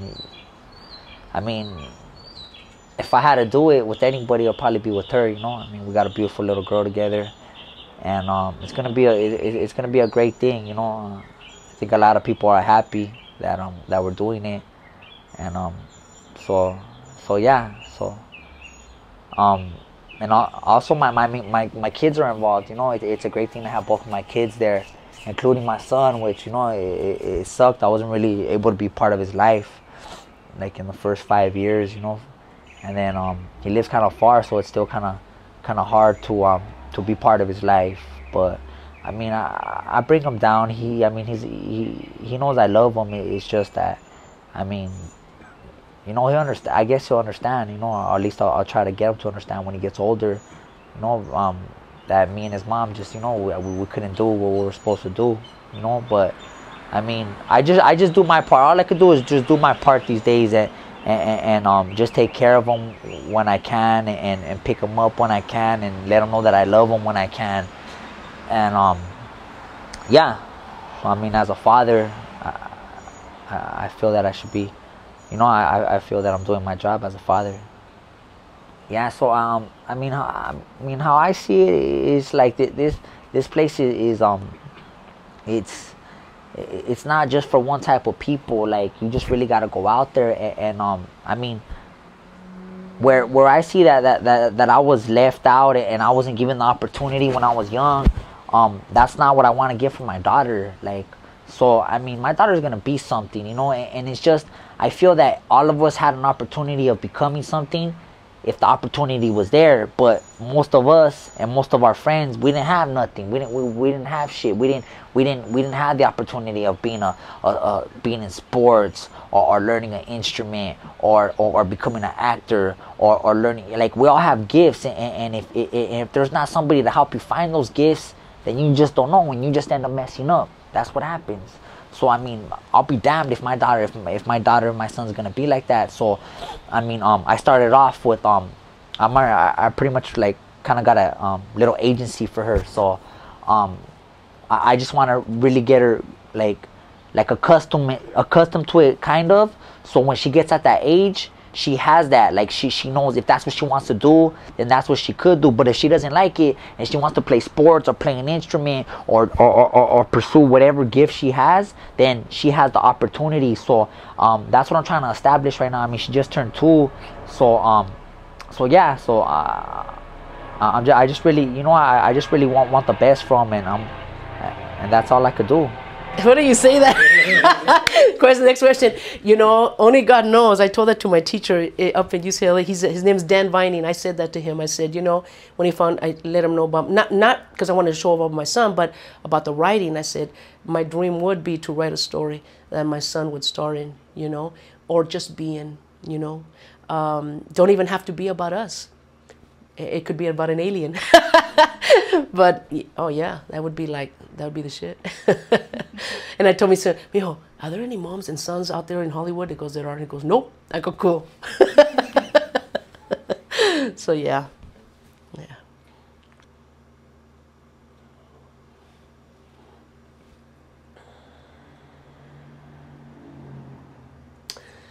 Yeah, you know, I want to say to you, Ricardo, that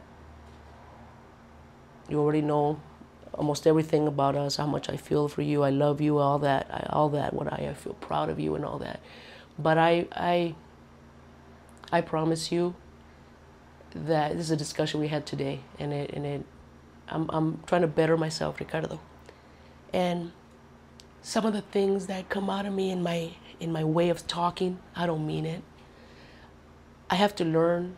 I'm soft with other people. I can express myself when at work, but sometimes with you, Richard, there's sometimes maybe something under the lining that I don't want to say to hurt you, and I might come on strong to you, and sometimes disrespectful. And I sometimes tell you that you're disrespectful to me, but I just want to tell you that I'm changing. I'm changing, and it's hard. It's hard. But I'm asking that at the same time, Ricardo, that if you could see yourself as strong as you come to me, I don't think we even realize. I know we'll both die for each other because we love each other so much, but sometimes because of that, we do this, and not all the time, but those times, Richard, it affects us. It just and as far as me, I'm gonna try to be better at that. And you told me today, Mom, I'm gonna be 30 in a couple of years, and I think you said that for a reason. I think you think that I don't see that, but I do. And I promise you that I'm gonna think of you. It's hard for me not to think of you as a son, but I'm gonna do my best to see you as just a man, a son man, I guess. So I could separate that, because there's times I know I need to just not say something, and I have that with you, and I'm sorry. That's it. Only child to my mom. Mom or everything, you know, no matter how many times what I did or what, you know, I mean, my mom's gonna ride with me, you know, I mean, but overall, mom took care of me, you know, I mean, like, she never seen that I couldn't make it, and now that I make it, she was like, yeah, I told you, you know, you just gotta put your mind in it.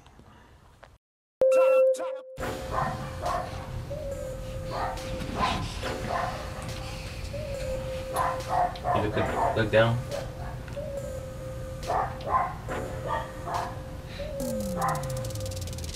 Look outside. Just hold that pose with your hands.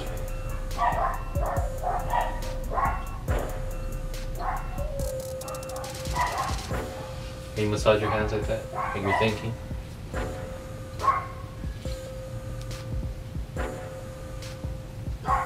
You do it like you're cracking your knuckles. You don't gotta really crack them.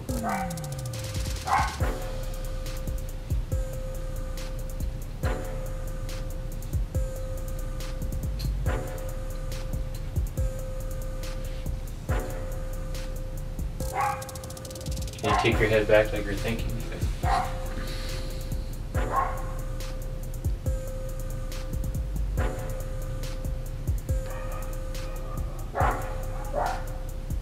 Can you look in the mirror?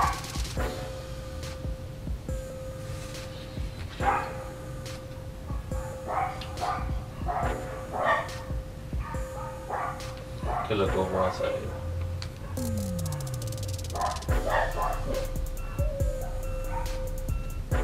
Can you look straight at the camera?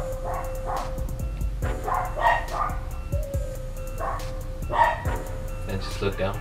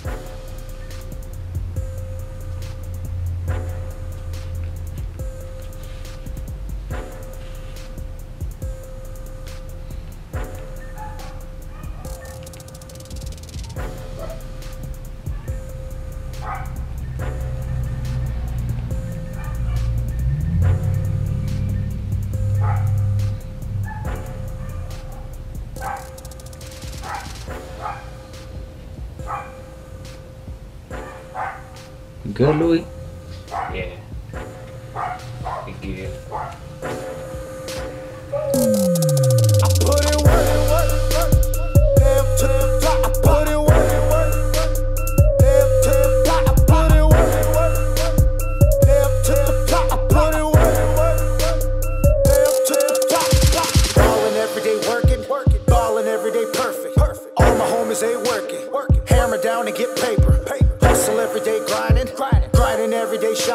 Shiny Cadillac riding. Toast to all of my haters. Rock the block, I'm 10 toes. Up like UFOs. Real down to my bones. Yeah, I'm nailed down to my zone. See, I can't help it, I'm so cold. I got Antarctica of my soul. I got this buckle under my boots. I got this smoke under my nose. I got this work I gotta get off. Bills they need to get paid. Mouths they gotta get fed. On the block I stay. 10 steps ahead of them all. Haters love to see me fall. Making moves up in these streets, in our lane and in our zone. Most these lanes they only talk. Me and Jay be bout that walk. You can tell by the shoes, we putting in work, we putting in miles, we doing the most. It's there for the ticket, so we gon' go get it. You said that we couldn't, so watch us go get it.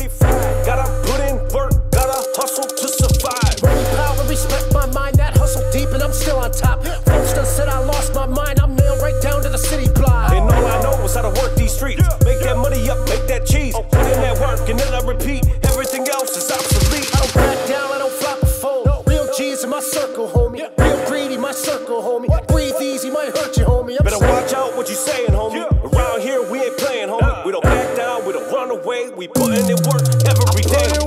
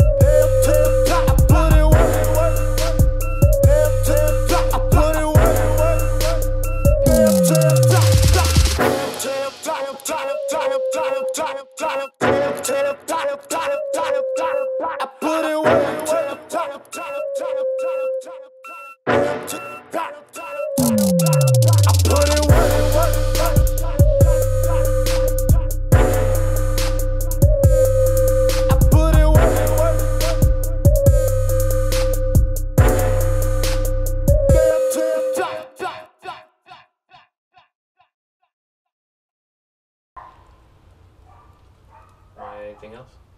It's a wrap. It's a wrap. We're good? We're good. Alright, cool. So, you're going to live?